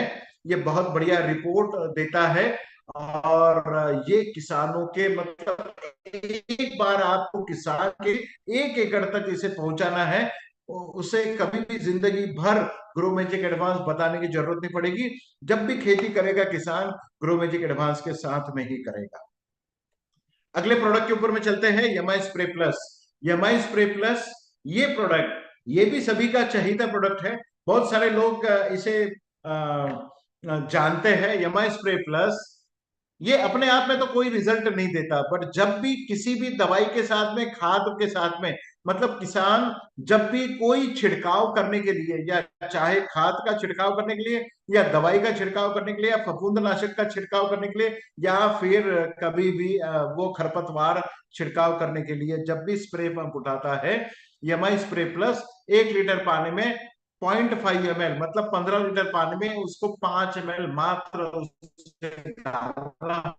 तो ये काम क्या करता है, एमआई स्प्रे प्लस ये सिनर्जेटिक काम करता है। जिस भी दवाई के साथ में आप इसे मिक्स करते हैं, उस दवाई को छिड़काव करने के बाद में आपके पेड़ के ऊपर में, पत्तों के ऊपर में उस दवाई को या खाद को चिपकाने का काम करता है, उसके ऊपर में सतह पे फैलाने का काम करता है, और उस दवाई को या खाद को पेड़ के अंदर में या पौधों के अंदर में, मतलब ये पेनिट्रेटर का भी काम करता है। बट यहां तक तो मार्केट के सभी स्टिकर्स या गोंद या फिर जिसे आप चिपको बोलते हैं, ये सब तो काम करते हैं, बट हम कुछ अलग भी काम करते हैं। जिस दवाई के साथ में आप एमआई स्प्रे प्लस मिक्स करते हैं, उस दवाई को एक्टिवेट करने का काम, मतलब कोई भी दवाई अगर 5 या 10 दिन का रिजल्ट दे रही है, अगर एमआई स्प्रे प्लस आप उसे मिक्स करते हैं 1 लीटर पानी में 0.5 ml के हिसाब से, तो ये उस दवाई को रिजल्ट का दुगना मतलब रिजल्ट देने के लिए काम करता है। मतलब दवाई को एक्टिवेट करने का काम एमआई स्प्रे प्लस करता है। किसानों की एक आदत होती है कि एक ही पंप में वो 3-4 दवाइयां मिक्स करके इस्तेमाल करता है। कभी कभी खरपतवार के साथ में टॉनिक डाल देता है, या फिर किसी फफूंदनाशक के साथ में कीटनाशक भी डालता है, या फफूंदनाशक के साथ में कोई फर्टिलाइजर भी डालता है, टॉनिक डालता है। किसान जब भी 3-4 दवाइयों को एक ही पंप में 15 लीटर पानी में मिक्स करके जब भी डालता है, तो किसी भी दवाई का रिजल्ट उसे सही ढंग से मिलता नहीं है। बट जब भी वो आपकी जो घोल वो बना रहा है, जो सॉल्यूशन पंप में बना रहा है, अगर उसमें यमा स्प्रे प्लस डालता है, तो हर दवाई को पंप में पानी में अलग अलग रख के वो अलग अलग रिजल्ट देने के लिए बाध्य करता है। इसीलिए इसे रिएक्टर का काम भी ये करता है। ये बहुत जबरदस्त काम करता है। ये रिएक्टर का काम करने वाला मार्केट में और कोई दवाई आपको नहीं मिलेगा। रिएक्टर करके ये काम करता है। और ये पाया गया है कि जहां पर एमआई स्प्रे प्लस किसी भी दवाई के साथ में मिक्स करके स्प्रे किया जाता है, उस समय उन खेती में या फिर उस एरिया में मधुमक्खियों की संख्या बढ़ जाती है। अगर आपके खेत में मधुमक्खियों की संख्या बढ़ जाती है, तो वहां पर पॉलिनेशन या फिर परागीकरण ज्यादा हो सकता है। अगर परागीकरण ज्यादा हो गया, तो आपको निश्चित रूप से वहां पर ज्यादा उपज आने के चांसेस बढ़ जाते हैं। यह स्प्रे प्लस अगर आप स्प्रे करने वाले हैं, तो 0.33 ml पर लीटर आपको इस्तेमाल करना है। अगर आपने मतलब इरिगेशन में टपकन सिस्टम में या ड्रिप इरिगेशन सिस्टम या स्प्रिंकलर इरिगेशन सिस्टम में अगर आपको एम स्प्रे प्लस इस्तेमाल करना है तो 1 एकड़ में 100 ml आपको डालना है। और खरपतवार के साथ में अगर आपको एम स्प्रे प्लस इस्तेमाल करना है तो 0.5 ml पर लीटर ऑफ वाटर आपको इसका इस्तेमाल करना है। तो आप अभी आते हैं कि सबसे चहीता प्रोडक्ट जो आज की डेट में आने वाले दिनों में आप लोगों की रैंक को चेंज कर सकता है, आपके ही नहीं किसानों का जो दुख दर्द है उसे बदल सकता है, उसका नसीब बदल सकता है, किसानों का आय दुगना करने का काम ओलिव कर सकता है। ओलिव आने वाले दिनों में खेती की दिशा और दशा बदल सकता है। क्या है olive? Organic liquid input formula, इसी तरीके से इसका नाम ओलिव रखा गया है। बट नीचे देखिए ओलिव सुपर 16। ओलिव सुपर 16 ये जो प्रोडक्ट है ये मल्टी कंपोनेंट है, एग्रीकल्चर इनपुट्स के लिए comprising seaweed stacked amino acid and other naturally occurring compounds के साथ में ये मिलाया गया है। और ऐसा एक यूनिक प्रोडक्ट हमने बनाया गया है जो अपने आप में स्ट्रॉन्ग बायोस्टिमुलेंट कहा जाता है। इसके इस्तेमाल के बाद में शायद आपको किसी भी प्रकार का कोई केमिकल का इसके ऊपर में या फिर कोई भी फर्टिलाइजर का इसके ऊपर में कोई तोड़ नहीं है। हम कतई ये नहीं बोलते हैं कि ओलिव सुपर 16 ये फर्टिलाइजर का कोई विकल्प है, या फिर ओलिव सुपर 16 कोई फर्टिलाइजर या है, या फिर ये कोई खाद है। खाद का कोई विकल्प ये नहीं है। ओलिव सुपर 16 ये स्ट्रॉन्ग बायोस्टिमुलेंट है। अगर इसका इस्तेमाल अगर किसान करता है तो इसे हो सकता है कि किसी फर्टिलाइजर की जरूरत नहीं पड़ेगी। ओलिव सुपर 16 ये जो है ये जमीन को रिहेबिलिटेट करने का काम या फिर हर एक प्लांट फिजियोलॉजी, मतलब जब पौधा बचपन से जर्मिनेट होके, मतलब अंकुरित बीज अंकुरित होके जब पौधा बाहर निकलता है, जड़ें जमीन में चली जाती है, उस समय से अगर आप ओलिव इस्तेमाल करोगे तो पौधा जितना बड़ा होगा उसके हर लाइफ में, मतलब पूरी जीवन काल में, पौधे की जीवन काल में, प्लांट फिजियोलॉजी में ये फाइटोकेमिस्ट्री के ऊपर काम करता है, ये सेलुलर इंटरेक्शन में काम करता है, ये मॉलिक्यूलर बायोसेल बायोलॉजी में काम करता है, ये प्लांट मॉर्फोलॉजी के ऊपर में काम करता है, ये एनवायरमेंटल इंटरेक्शंस के ऊपर में काम करता है। इसका मतलब एक ही है।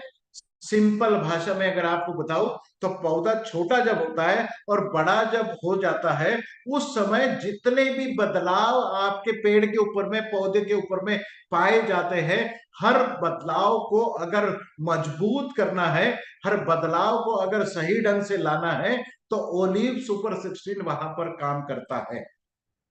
कुछ चीजों के बारे में मैं आपको बताना चाहूंगा। अगर ओलिव सुपर 16 अगर आप जमीन से अगर देते हैं, कब इसको इस्तेमाल करना है, कितनी मात्रा में करना है, ये मैं आपको बाद में बताऊंगा। बट इसका इस्तेमाल कहाँ कहाँ करने के बाद में क्या क्या फायदे होते हैं।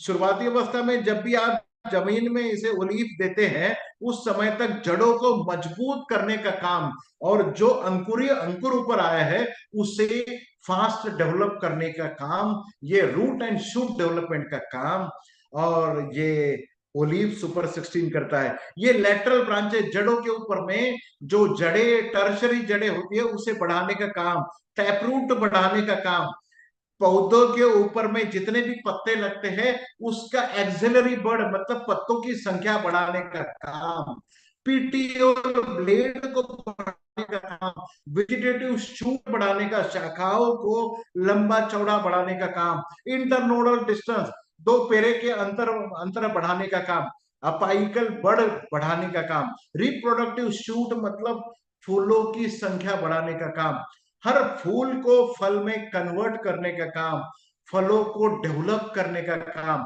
फलों को मजबूत बनाने का काम, फलों में शक्कर लाने का काम, शुगर कंटेंट बढ़ाने का काम। इसका मतलब एक ही है कि आपकी उपज या तो दुगनी हो सकती है या 3 टाइम्स भी हो सकती है। ओलिव सुपर 16 डालने के बाद में आपने कभी भी ज्यादा उपज के बारे में ही सोच सकते हैं। ओलिव सुपर 16 में क्या क्या पाया जाता है, या फिर इसके इस्तेमाल के बाद में आपके प्रोडक्ट में मतलब पेड़ के ऊपर में किस किस प्रकार की कमी को पूरा किया जाता है, नाइट्रोजन की कमी को पूरा किया जाता है, ऑक्सीजन की कमी को पूरा किया जाता है, कार्बन की कमी को पूरा किया जा सकता है, hydrogen, potassium, calcium, magnesium, phosphorus, sulphur, chlorine, iron, boron, manganese, zinc, copper, molybdenum and nickel, इतने सभी एलिमेंट्स की पूर्तता आपूर्ति करने का काम अपना ओलीफ करता है। मतलब ये मान के चलिए, जिस प्रकार से अपनी मतलब ह्यूमन बीइंग की इम्यून सिस्टम को अगर बिल्ड करने के लिए हम multi vitamin and multi minerals का इस्तेमाल करते हैं, इसी तरीके से ये पौधों का multi minerals and multi vitamin का काम करता है। किस प्रकार से इसको आपको इस्तेमाल करना है ये देखना बहुत जरूरी हो जाता है। ओलीफ फिजियोलॉजिकल एक्टिविटीज में काम करता है, ये फोटोसिंथेसिस एंड रेस्पिरेशन में काम करता है। मतलब दिन में पौधा प्रकाश संश्लेषण के साथ में जो शुगर आपके पेड़ के अंदर में तैयार करता है, इसको रात में हर जगह पे जो ग्रोइंग टिप्स होते हैं वहां पर उस शुगर को पहुंचाने का काम, मतलब खाना पहुंचाने का काम ये करता है। और दोनों ही एक्टिविटीज को बढ़ाने का काम ये ओलीव करता है। अब इसका इस्तेमाल कब करना है? ओलीव सुपर 16 आपको जब आपका पौधा अंकुरित हो जाता है, बट जब जमीन में आप बीज लगवाते हैं, जैसे आप आलू अभी लगाने वाले हैं, तो आलू आपने काटने के बाद में आप जमीन के ऊपर में फैला दें, या फिर गन्ने की खेती आप करने वाले या चना आप लगाने वाले हैं, तो उस समय चने को जमीन के ऊपर में फैला दे, गेहूं को जमीन के ऊपर में फैला दे, उसके ऊपर में आप ओलीव सुपर 16 का 1 लीटर पानी में 2 ml के हिसाब से, उसके साथ में आपने एमआई प्राउड ले 2 ml, और उसके साथ एमआई स्प्रे प्लस आपने लेना है। वो आप सीड ट्रीटमेंट के दौर में, जिसे बीज संस्करण बोलते हैं, उस हिसाब से आपने उसके ऊपर में छिड़काव कर ले, उसे सूखने दे, फिर वो जमीन में आप लगवाए। उसके बाद में आप ये देखोगे कि शुरुआती अवस्था में आपकी वेजिटेटिव ग्रोथ बहुत बढ़ गई है, ब्रांचिंग बहुत बढ़ गया है, फ्लावरिंग फ्रूट सेटिंग आपका ज्यादा बढ़ गया है, प्लांट का रेजिस्टेंस बहुत बढ़ गया है। अगर डे नाइट टेम्परेचर, जिसे हम स्ट्रेस मैनेजमेंट बोलते हैं, जिसे बायोटिक एंड बायोटिक स्ट्रेस बोलते हैं, वो स्ट्रेस मैनेजमेंट का काम ये ओलीफ करता है। ये क्रॉप यील्ड को और पौधे के प्रोडक्टिविटी को बढ़ाने का काम ये करता है। और जो भी उपज आपके पेड़ के ऊपर में आती है, उस पेड़ की क्वालिटी और वो क्वालिटी बढ़ाने के काम और शेल्फ लाइफ बढ़ाने का काम ये करता है। जमीन को उपजाऊ बनाने का काम ये करता है, ओलीफ सुपर 16 करता है। जमीन में जितने भी जीव पाए जाते हैं उनकी संख्या बढ़ाने का काम सुपर 16 करता है। जमीन में ऑर्गेनिक कार्बन बढ़ाने का काम सुपर 16 करता है। जमीन में पानी रोकने का काम, वाटर होल्डिंग कैपेसिटी बनाने का काम, जमीन को पोरस बनाने का काम ये करता है। और इसका सबका एक ही फल आपको मिलता है कि जमीन में सॉइल न्यूट्रिएंट की अवेलेबिलिटी बढ़ाने का काम ओलीव सुपर 16 करता है।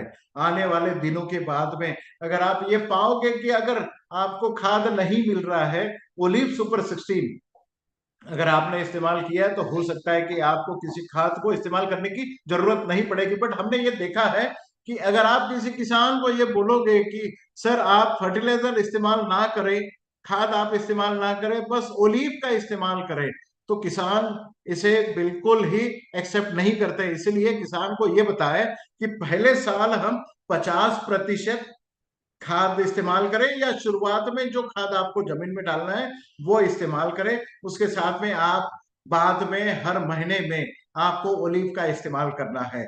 ओलीव का कंपैरिजन हो सकता है कि मार्केट में मिलने वाला जो नैनो टेक्नोलॉजी का नैनो यूरिया एंड डीएपी के साथ में इसका कंपैरिजन हो सकता है। तो आपको ये कंपैरिजन जानना बहुत जरूरी है कि हमारा ओलीव क्या प्रोडक्ट है, और मार्केट में जो मिलने वाला nano urea and nano DAP है ये क्या प्रोडक्ट है। तो नैनो यूरिया एंड डीएपी जो है उसमें अमाइड फॉर्म वाला, नैनो यूरिया अगर आप लेते हैं तो उसमें नाइट्रोजन पाया जाता है जो अमाइड फॉर्म में पाया जाता है या अमोनियकल फॉर्म में पाया जाता है। बट जैसे आप जानते हैं कि अमोनियकल फॉर्म या अमाइड फॉर्म वाला जो नाइट्रोजन होता है वो पौधों को इमिडिएटली अवेलेबल नहीं होता है या एक्सेप्ट नहीं करते हैं, मतलब पेड़ उसे एब्जॉर्ब नहीं कर सकता है। तो उस अमोनियकल फॉर्म का पहले नाइट्राइट फॉर्म में कन्वर्शन होगा और फिर नाइट्रेट में होगा। और आप ये जानते हैं कि इस पूरी प्रोसेस में 21 दिन लगते हैं। बट जब आप नैनो यूरिया या फिर नैनो डीएपी का जब भी आप छिड़काव करते हैं, तो आप स्प्रे पंप में जब भी आप नैनो यूरिया लेंगे, जो नोजल से बूंद बाहर निकलेगी जो पत्ते की सतह पे गिरेगी, उसे एब्जॉर्ब करने के लिए लगभग 5 से 10 मिनट लगते हैं। और उस समय तक अगर ये बिंद बूंद इतनी छोटी होती है कि आपके खेत में जो हवा चल रही होती है या फिर टेम्परेचर जो होता है, वो टेम्परेचर के साथ वो हवा में नाइट्रोजन उड़ जाता है और वो बूंद भी हवा में भाप बन के उड़ जाती है। तो बस्ता जो है वो आपके हाथ में बाबा जी का ठल्लू आता है, मतलब उसके रिजल्ट आपको कुछ मिलते नहीं है। इसीलिए लोगों का ये कहना है, किसानों के ये रिजल्ट आते हैं कि सर जी नैनो यूरिया के रिजल्ट नहीं आते, आपके ओलिव के रिजल्ट आएंगे। ओलिव ये मास्किंग की प्रोडक्ट है, इसमें सुपर 16 मतलब इतने सारे मॉलिक्यूल्स इसमें पाए जाते हैं। पर सबसे बड़ी बात ये पॉलीमराइज है। नैनो टेक्नोलॉजी जरूर है, अच्छी टेक्नोलॉजी है, रॉन्गली इसे इस्तेमाल किया गया था, बट हम ओलिव में इसे बहुत अच्छे तरीके से इस्तेमाल कर रहे हैं। ओलीफ ये जो प्रोडक्ट बनाया गया है ये नैनो टेक्नोलॉजी का प्रोडक्ट है, बट ये पॉलीमराइज किया हुआ है। इसमें जो भी न्यूट्रिएंट पाए जाते हैं उसे मास्किंग किया हुआ है। मतलब जो बूंद आपकी नोजल से आप जब छिड़काव करते हैं ओलिव का, तो जो बूंद आपकी पत्ते की सतह पे गिरेगी वो लगभग 5 सेकंड में अंदर एब्जॉर्ब हो जाएगी। और ये अंदर एब्जॉर्ब होने के बाद में पत्तों में ये स्टोर किया जाता है। और जब जब आपके प्लांट फिजियोलॉजिकल जो भी फेजेस चल रही है, जो ग्रोथ हो रही है, या फूल बढ़ रहे हैं, फल बढ़ रहे हैं, या जो भी फेज आपकी पेड़ के पौधे के ऊपर में हो रही है, तो ओलिव जहां जहां जरूरी होता है वहां वहां ट्रांसलोकेट करके वहां पर ये काम करता है। इसीलिए ओलिव में से न्यूट्रिएंट निकल नहीं जाते। इसका कंपैरिजन जब आपका नैनो यूरिया या डीएपी के साथ में होगा, तब आपको यह कंपैरिजन बताना बहुत जरूरी होगा। अब आपको एक और बात, ओलीव कब इस्तेमाल करना है। शुरुआती अवस्था में जब आप जमीन में बीज डाल रहे हैं या फिर रोपाई जब आप कर रहे हो, बीज अंकुरित होके जमीन के ऊपर आएगा इसके 30-35 दिनों बाद, मतलब 30 से 45 दिनों के बाद में जब आप ग्रोमेजिक एडवांस का पहला छिड़काव करते हैं, उस समय 500 ml की बोतल 1 एकड़ में आपने इस्तेमाल करनी है। 500 ml की बोतल जब आप इस्तेमाल करोगे उसमें का 250 ml आपने पानी के साथ में जमीन में देना है। पानी के साथ में जमीन में इसे ओलीव में 1 एकड़ में 250 ml देना है। और ऊपर से छिड़काव आपको करना है 1 लीटर पानी में 2 ml के हिसाब से 250 ml ऊपर से छिड़काव करना है। और एक बार आपका ग्रोमेजिक एडवांस और ओलीव का पहला छिड़काव होने के बाद में हर 15 से 20 दिन के बाद में आपके पेड़ के ऊपर में खेती में ओलीव का एक छिड़काव आपको करना है, ऊपर से 250 ml, नीचे से पानी के साथ में 250 ml। मतलब 1 एकड़ में या तो आप नीचे से 250 ml, ऊपर से 250 ml का छिड़काव करें, या फिर ऊपर से ही आपने 500 ml का छिड़काव करना चाहिए। ओलीव 1 एकड़ में 500 ml जाना बहुत जरूरी है। हर महीने में 20 से 30 मतलब 15 से 20 दिनों के बाद आपको हर बार ओलीफ रिपीट करना है। यकीन मानिए जब आप ओलीफ इस्तेमाल करते हो, आने वाली कम से कम आपको दुगनी उपज दे सकता है।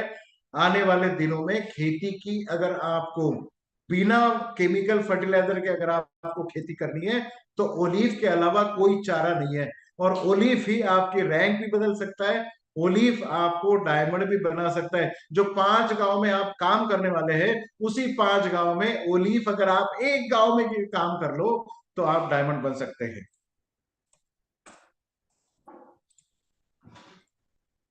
बहुत सारे लोगों का ये सवाल होता है, जो मैं कुछ कंपैरिजन आपको बता दूं कि ग्रोमेजिक एडवांस एंड ओलीव का कंपैरिजन लोग बहुत करते हैं कि सर हम ओलीव इस्तेमाल करें या ग्रोमेजिक एडवांस इस्तेमाल करें। आपने बेनिफिट्स हमें ग्रोमेजिक एडवांस के भी बताए, ओलीव के भी बताया, बट कब हमने ग्रोमेजिक एडवांस इस्तेमाल करना चाहिए, कब ओलीव इस्तेमाल करना चाहिए, ये जानना आपके लिए बहुत जरूरी है।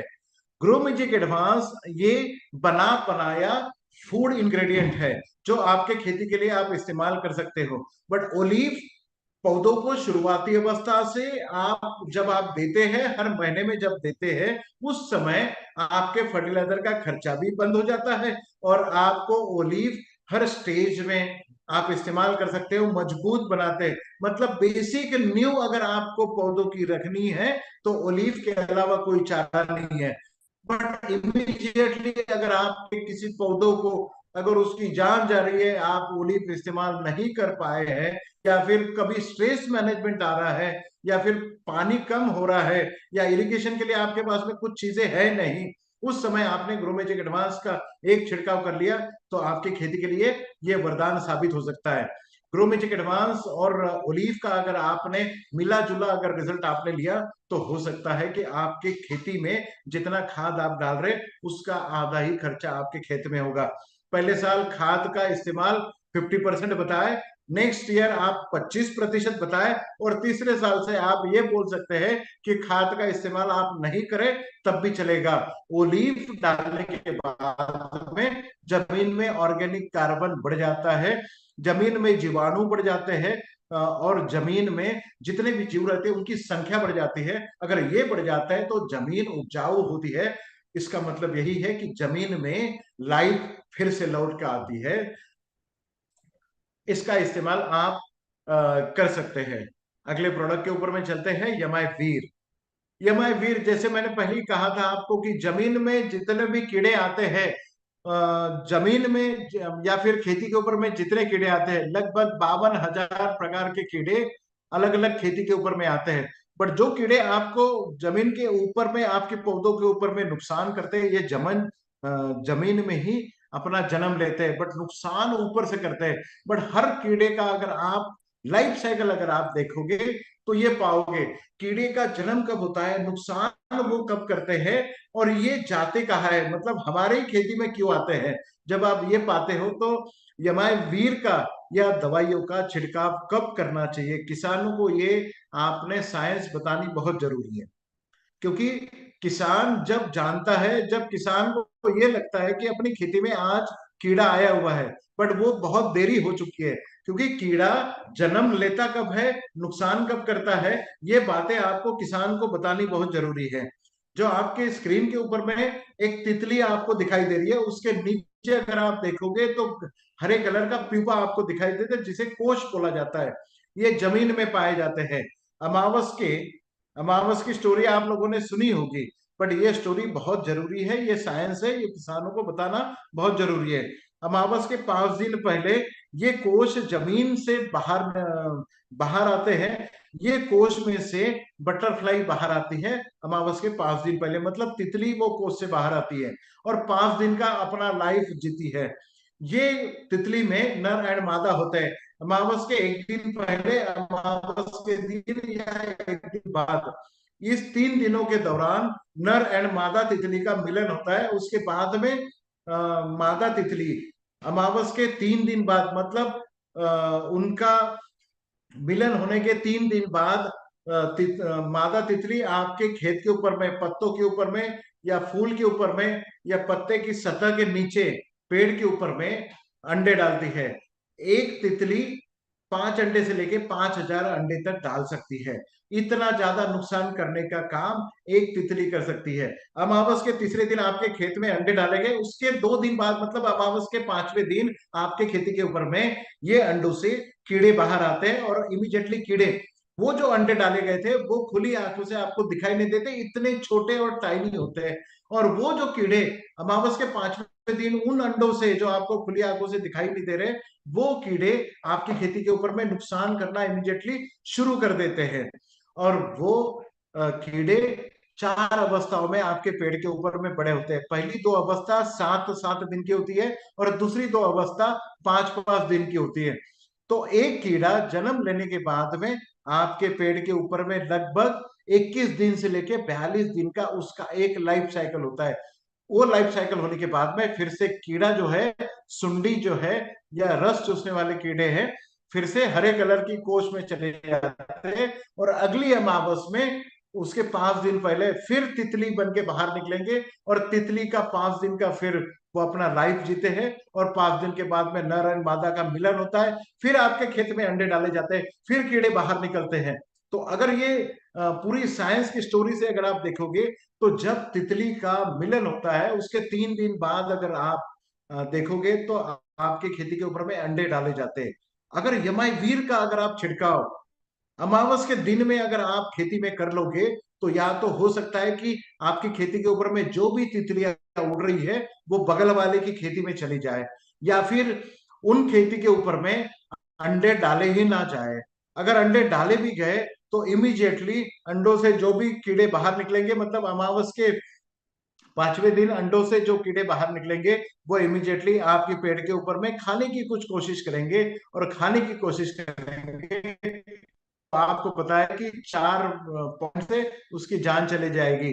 जब भी खाने की कोशिश करेंगे, आपने यमाइविर का छिड़काव किया है, खाने की कोशिश करेगा, मुंह बंद हो जाएगा, उसका ब्रेन स्ट्रोक आएगा, पैरालिसिस का अटैक आएगा, और उसके शरीर से डिहाइड्रेशन होकर calcium plus plus and sodium plus plus, मतलब नमक और शक्कर उसकी शरीर से बाहर निकल जाएगा। इस तरीके से कीड़ा 24 घंटे के अंतराल में आपकी खेती से वो मर जाएगा। और ये यूनिक मोड ऑफ एक्शन जो है, वही ये बताती है कि किसी भी प्रकार का कोई भी कीड़ा जो जन्म लेगा आपकी खेती के ऊपर में, 52,000 प्रकार के कीड़े आपके खेती के ऊपर में आते हैं। वो 52,000 प्रकार के कीड़े, जो भी प्रकार का कीड़ा हो, आपकी खेती के ऊपर में जन्म लेगा, वो 5 दिन के 24 घंटे के अंदर में मर जाएगा। और इस बार अगर वो कीड़ा खत्म हो गया, तो अगली अमावस तक शायद आपके खेत के ऊपर में, मतलब पूरे 30 दिन का या फिर 42 दिन का जो उसका लाइफ साइकिल होता है, वो लाइफ साइकिल खत्म करते हुए आपको 1 महीने तक उसका यमाइवीर का रिजल्ट। अगर आपने छिड़काव, यमाइवीर का छिड़काव 1 लीटर पानी में 2 ml के हिसाब से अगर आप इस्तेमाल करते हैं, तो आपने अमावस के दिन में छिड़काव करना चाहिए। अगर वो दिन मिस हो जाता है, तो आने वाले पूरन मासी तक, मतलब 15 दिनों तक आप यमाइवीर का छिड़काव आपके पेड़ के ऊपर में कर सकते हैं। बहुत से जगह पे ये देखा गया है कि आपकी खेती के ऊपर में दीमक का बहुत बड़ा प्रॉब्लम होता है। अब भूअस्त्र सुपर हमने जमीन में अगर डाल दिया तो दीमक जानी चाहिए, बट दीमक का अगर क्वीन 20-20 या 30-30 फीट के अंदर तक अगर चला गया हो, उसका इन्फेस्टेशन अगर चला गया हो, या सालों साल अगर दीमक की खेती नुकसान आपकी खेती के ऊपर में अगर कर रहा है, तो आपको पानी के साथ में, डीप इरिगेशन के साथ में, पानी के साथ में अगर आप यमाइवीर छोड़ देते हैं, तो वो सटीक परिणाम देता है, और आपकी खेती के ऊपर में दीमक का प्रॉब्लम सॉल्व कर सकता है यमाइवीर। जहां जहां आप कीड़ों का प्रॉब्लम होता है, वहां वहां पर आप यमाइवीर का इस्तेमाल कर सकते हैं। बहुत सारे पेड़ के ऊपर में जहां पर ज्यादा बारिश होती है, वहां दीमक का बहुत बड़ा प्रॉब्लम होता है। बहुत सारी खेती में यह भी देखा गया है कि पेड़ के अंदर में छेद होके वहां पर सुंडी हो जाती है, जिसे बीटल बोरर भी बोला जाता है। ऐसी सिचुएशन में आप इंजेक्शन में यमाइवीर लेके अगर उस छेद में अगर आप छोड़ देते हैं, और ऊपर से चूने से अगर वो छेद बंद कर देते हैं, तो आपका पेड़ जो सालों साल से आपको फल दे रहा था, उसे भी आप बचा सकते हैं। यमाई प्राउड, यमाई प्राउड भी नाम की तरह ही अपने लिए प्राउड का काम करता है। जिस तरीके से हमने आपको कहा कि यमाई वीर कीड़ों के लिए काम करता है, लगभग 52,000 प्रकार के कीड़ों के लिए काम करता है, इसी तरीके से यमाई प्राउड फफूंद के लिए, बुरशी के लिए, या फंगस के लिए काम करता है। लगभग 5,000 प्रकार की फंगस आपके पेड़ के ऊपर में आती है, अलग अलग सीजन में आती है। कुछ फंगस होती है, कुछ फफूंद होती है जो जड़ों के ऊपर में आती है, तनों के ऊपर में आती है, पत्तों के सतह के ऊपर में आती है, या फिर कुछ फफूंद होती है, फंगस होती है जो पेड़ के अंदर से बढ़ती है, बाहर से बढ़ती है, पानी के साथ में जमीन से बढ़ जाती है, या फिर हवा के साथ में ये फैलती है, या कुछ कीड़ों के ऊपर में ये फैलती है। ये फफूंद आपके खेत पर आती क्यों है? जब आपके खेत के ऊपर में बारिश होती है, या फिर आप इरिगेशन सिस्टम, मतलब जिसे हम स्प्रिंकलर इरिगेशन बोलते हैं, मतलब पानी अगर आप छिड़काव करते हैं, उस समय आपके पेड़ के ऊपर में हवा में नमी बढ़ जाती है। जब हवा में नमी बढ़ जाती है, उस समय आपके खेती के ऊपर में फंगस बढ़ जाती है, मतलब फफूंद बढ़ जाती है। फफूंद हर प्रकार की खेती के ऊपर में आता ही आता है। इसका ज्यादा से ज्यादा हमें बारिश के दिनों में इसका प्रॉब्लम होता है। जड़ों के ऊपर में भी आता है। यमाई प्राउड आपको जड़ों के ऊपर में अगर फंगस आ रही है या फफूंद आ रही है, तो पानी के साथ में 1 एकड़ में अगर आप 500 ml हमारे प्रॉपर अगर पानी के साथ देते हैं तो जड़ों का नुकसान होने से ये बचा सकता है, बड़े बड़े पेड़ों को ये बचा सकता है। अगर फफूंद आपके पेड़ के ऊपर में आ रही है, पत्तों के ऊपर में आ रही है, फलों के ऊपर में आ रही है, या तने के ऊपर में अगर आ रही है, तो आपको इसका छिड़काव करना है 1 लीटर पानी में 2 ml के हिसाब से। यमाई प्राउड फंगस आने के बाद, फफूंद आने के बाद भी इस्तेमाल कर सकते हैं, और आने से पहले अगर आपने इस्तेमाल किया तो फफूंद का संक्रमण आपके पेड़ के ऊपर में होने से बच जाता है। मतलब ये preventive as well as curative दोनों तरीके से यमाई प्राउड काम करता है। हमने देखा है कि जैसे गन्ने की खेती हो गई, या आने वाले दिनों में आप आलू की खेती करने वाले हैं, या सब्जियों की खेती आप करते हैं, या कभी कभी सब्जियों की रोपाई आप करते हैं, या फिर केले की सब्जी केले का आप जब रोपाई खेती में करते हैं, तब ये पाते हैं कि जो बीज अंकुरित होने के बाद में इमीडिएटली उसके ऊपर में फफूंद का अटैक होता है। जमीन में जितनी भी फंगस पाई जाती है उसका अटैक हेवीली हो जाता है। यूपी, बिहार, या फिर हिमाचल प्रदेश, उत्तराखंड, पंजाब, हरियाणा में जितने भी गन्ने की खेती होती है, गन्ना लगवाते कैसे इसके ऊपर में अगर आप ध्यान दोगे, तो गन्ना कट करके दो नोडल वाला गन्ना आप जमीन में लगवाते हैं।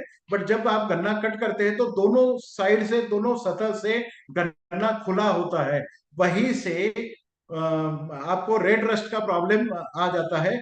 मतलब फफूंद का जो भी बीज होते हैं वो उसी से अंदर आ जाते हैं। और आलू जो आप जमीन में, अभी आलू की खेती होने वाली है, आलू कट करके जब भी आप जमीन में लगवाते हैं, उस समय अगर यमाई प्राउड का अगर आपने ट्रीटमेंट नहीं किया है, तो उस समय जमीन में जितनी भी फफूंद लगती है, ये फफूंद इमीडिएटली आपके आलू के टुकड़ों के ऊपर में जिसको काटा गया है, या गन्ने के ऊपर में अटैक करता है। या जो सब्जी, आप सब्जी की रोपाई करने वाले या बीज लगवाने वाले, या बीज मोटा होके जब अंकुरित होने वाला होता है, उसी के ऊपर में फंगस का अटैक होता है। इसलिए जब भी नई खेती आप करते हैं, बीज आपने बीज संस्करण आपने उसमें करना चाहिए, या बीज उपचार जिसे बोलते हैं, ये बीज उपचार आपने करना चाहिए। एक अगर गन्ने की खेती है तो 10 लीटर पानी में आपने 500 ml एमआई प्राउड, 100 ग्राम ग्रोमेजिक एडवांस और 50 ml एमआई स्प्रे प्लस लेके उसके साथ ट्रीटमेंट करके आपने गन्ना लगवाना चाहिए। या फिर अगर सिंपल भाषा में अगर बता दूं, तो 1 एकड़ में जितना भी बीज आपको लगवाना है उसके ऊपर में आप लगभग एक स्प्रे पंप में 1 लीटर पानी में 2 ml के हिसाब से एमआई प्राउड लीजिए, 1 लीटर पानी में 1 ग्राम के हिसाब से आपने ग्रोमेजिक एडवांस लीजिए, या फिर 1 लीटर पानी में 2 ml के हिसाब से आप ओलीफ लीजिए, उसके साथ में 1 लीटर पानी में आपने 0.5 ml एमआई स्प्रे प्लस लीजिए। और जितना बीज आपको 1 एकड़ में लगवाना है, वो बीज के ऊपर में आप छिड़काव कर दे, उसे सूखने दे, और फिर आप खेती में लगवाए।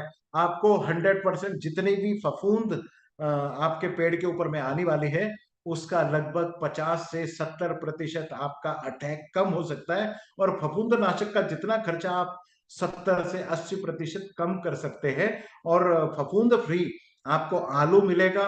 नहीं तो बहुत सारे आलू में देखा गया है कि जब भी आप आलू काटते हैं, अंदर से हरे कलर का निकलता है, नीले कलर का निकल जाता है, कभी कभी आलू अंदर से काट के आपने देखा होगा कि ड्राई हो जाता है, ब्राउन कलर का हो जाता है, या आलू के ऊपर में छेद गिर जाते हैं, या फिर वो छेद काले हो जाते हैं, या पूरा आलू काला होना, ये बहुत काना आलू जिसे बोलते हैं, ये पूरा जो आलू का नुकसान होता है, ये आलू बिकता नहीं है।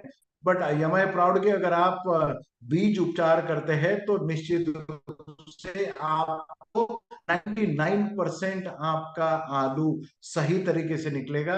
और वो ट्रीटमेंट में अगर ओलीफ या फिर ग्रोमेजिक एडवांस डाला है, तो एक समान आलू आपके निकलेंगे, और लगभग 20 से 30% आलू की ज्यादा उपज आपको होने के चांसेस है।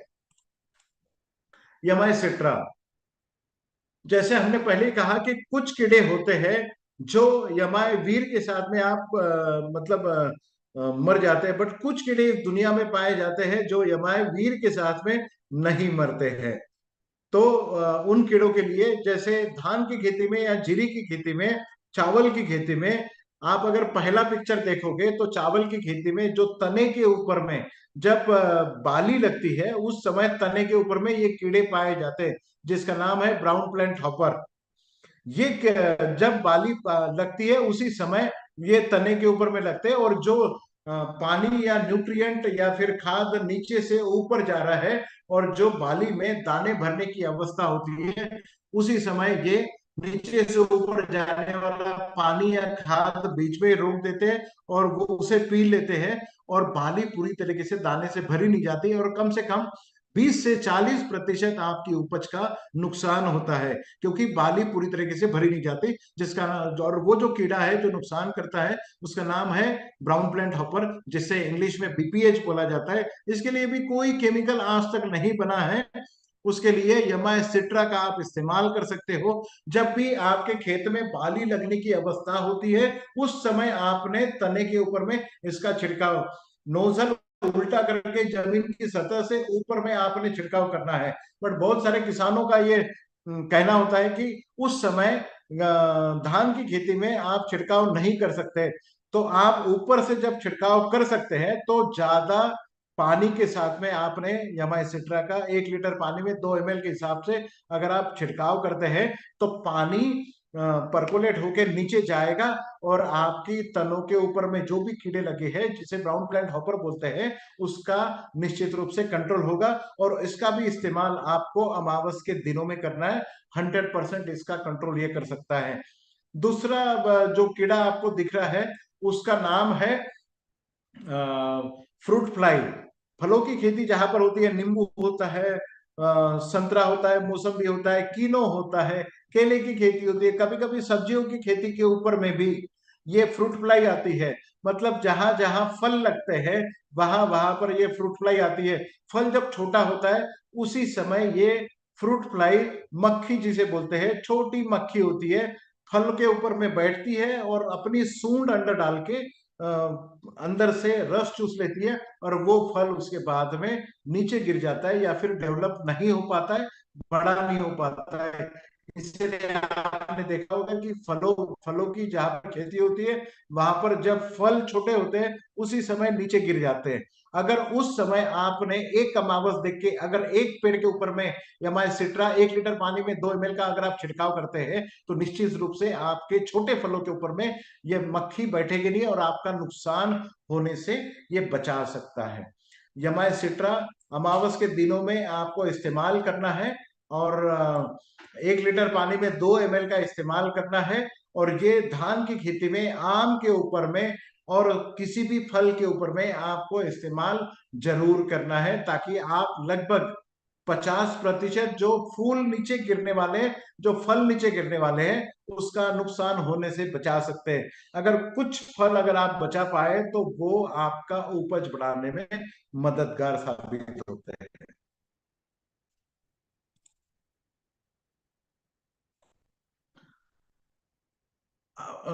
कुछ कीड़ों के बारे में मैं आपको बताना चाहूंगा कि कोरोना के काल के बाद में आप लोगों को इतना ही पता है कि कोरोना के काल में ये मनुष्य जाति को नुकसान बड़ा हुआ था।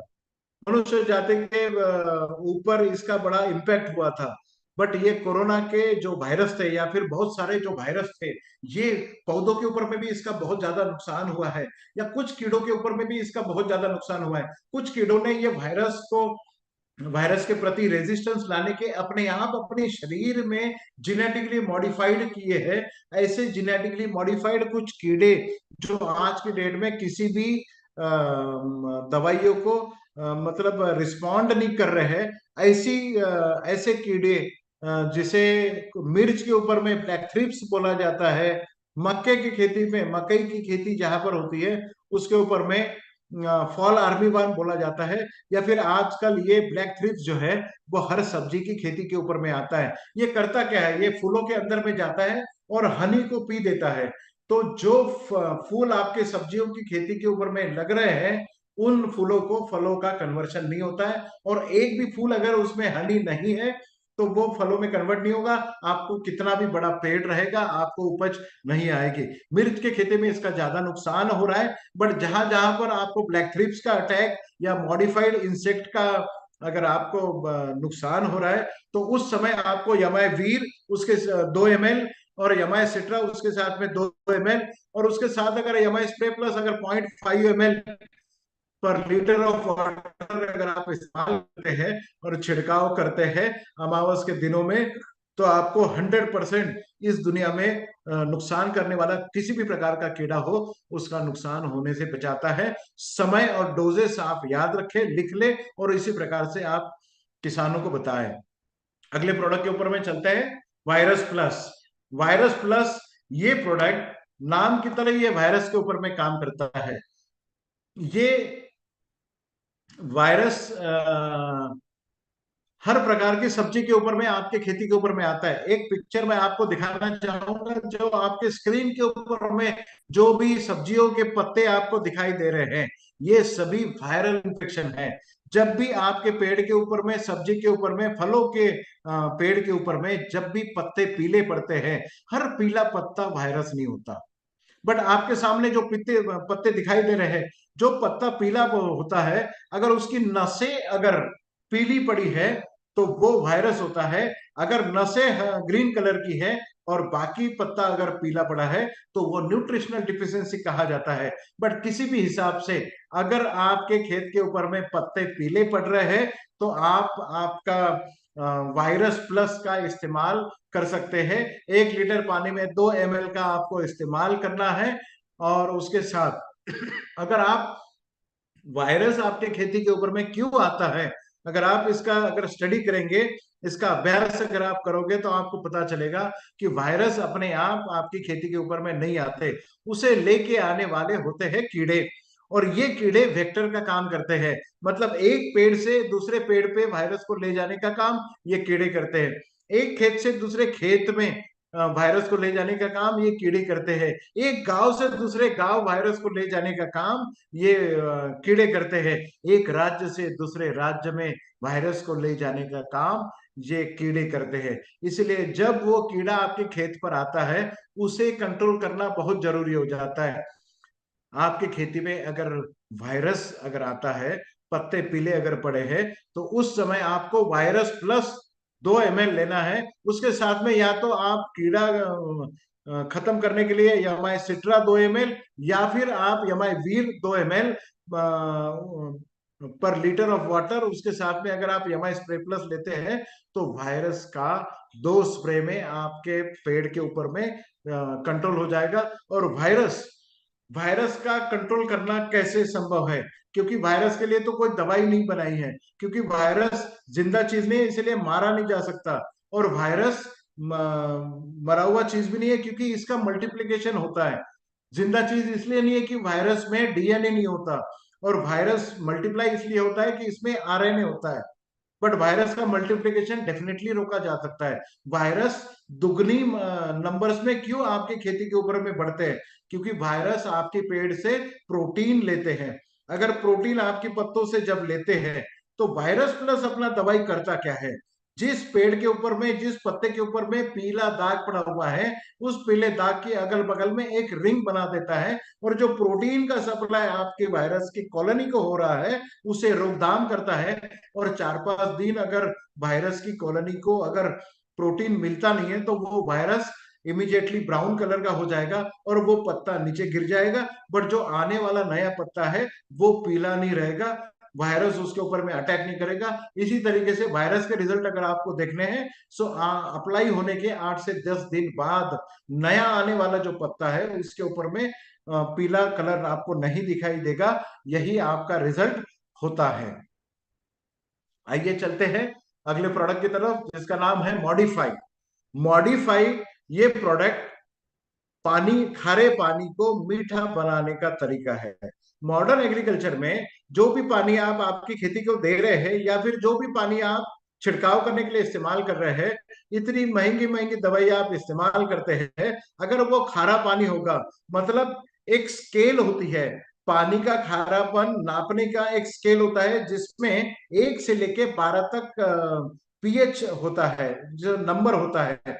अगर आपके पानी का पीएच अगर 6.5 से लेकर 7.5 तक है तो वो नॉर्मल पानी है, वो पीने लायक होता है। जो पानी 7.5 पीएच के ऊपर में जाता है वो खारा हो जाता है। और अगर पानी 9 पीएच के ऊपर में अगर चला जाता है तो वो खेती में देने योग्य नहीं होता है, वो पीने के योग्य नहीं होता है, उसे डेड वाटर बोला जाता है।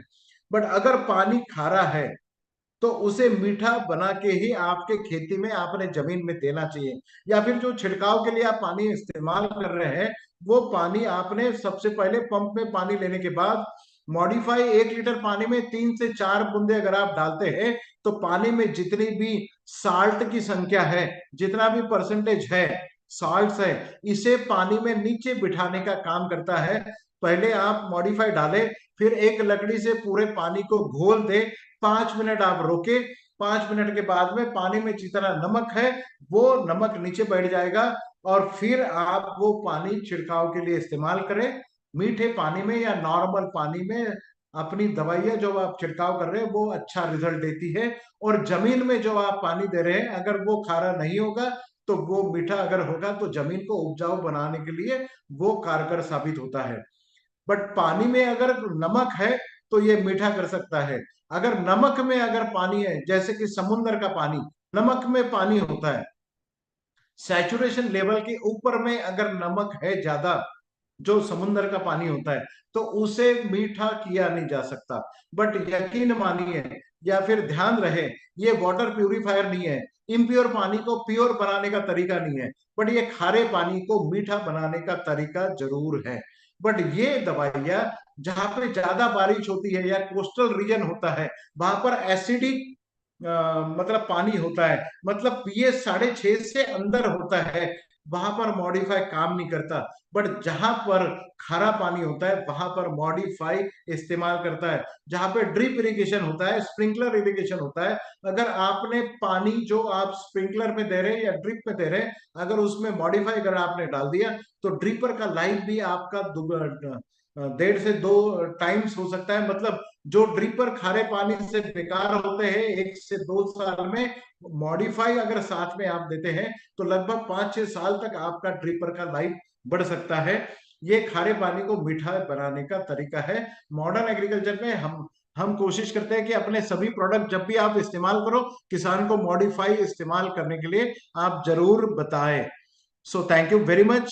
मैं आपका सबका धन्यवाद देता हूं कि जो आपने ये समय दिया और जूम के साथ में हमारे साथ में जुड़े रहे। और मैं कुछ सवाल अगर होंगे तो उसका जवाब देना चाहूंगा। श्रीकांत सर, श्रीकांत सर, अगर आप मेरी बात सुन पा रहे हैं तो कुछ लोगों के अगर सवाल अगर होंगे, कुछ मुझे पूछना चाहेंगे, तो मैं उसका जवाब देना चाहूंगा। कुछ सिलेक्टेड क्वेश्चंस आप ले सकते हैं।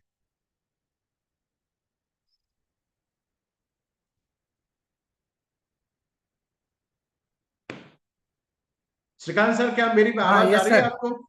यस सर, अच्छा आवाज आ रही श्रीकांत सर, है। मेरा भी आवाज आपको आ रहा है सर?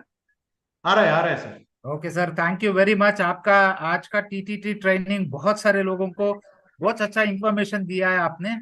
और मैं उम्मीद करता हूँ कि जितने भी लोगों ने ये ट्रेनिंग अटेंड किया है वो लोग इसका फायदा उठाएंगे और अपना रैंक और अपना इनकम बढ़ाने के लिए कोशिश जरूर करेंगे। और हम हमेशा माई लाइफस्टाइल की तरफ से, मैनेजमेंट की तरफ से आप सब लोगों के साथ हैं। और one second thank you doctor. और दिवाली आ रही है तो first of all wish you a very happy Deepawali. And to everyone जो आज भी प्रोग्राम अटेंड किए उनके लिए भी ये दीपावली बहुत बड़ा त्योहार बने, दीपों का उत्सव बने। और आपके जीवन में धन तरस लेके आए, धन लेके आए, शांति लेके आए और बहुत उन्नति लेके आए। तो thank you so doctor. Thank you Shrikant sir, आपने जो मुझे ये सौभाग्य प्राप्त हुआ आज मेरा कि मैं सबके साथ ये टीटीटी प्रोग्राम में कुछ प्रोडक्ट के बारे में बता पाया। कस्टमर केयर का बहुत बड़ा सेल अपने पास में है। श्रीकांत सर आपकी तरफ मतलब एक मैसेज में कस्टमर केयर का नंबर डाल दे, कोई भी सवाल हो तो आप उनके साथ पूछ सकते हैं। इंडिया एग्रो आपके साथ में है। अगर आप अपना रैंक चेंज करना चाहते हैं, अगर आप इंडिया एग्रो का बिजनेस करना चाहते हैं तो आपके साथ में हम हैं। हैप्पी दीपावली। आपके लिए ये उत्सव जो है ये प्रकाश लेके आए, आपके लिए प्रॉस्परस लाइफ लेके आए। Thank you MI lifestyle, thank you harvest success academy, thank you all of you, thank you. Thank you, thank you, thank you.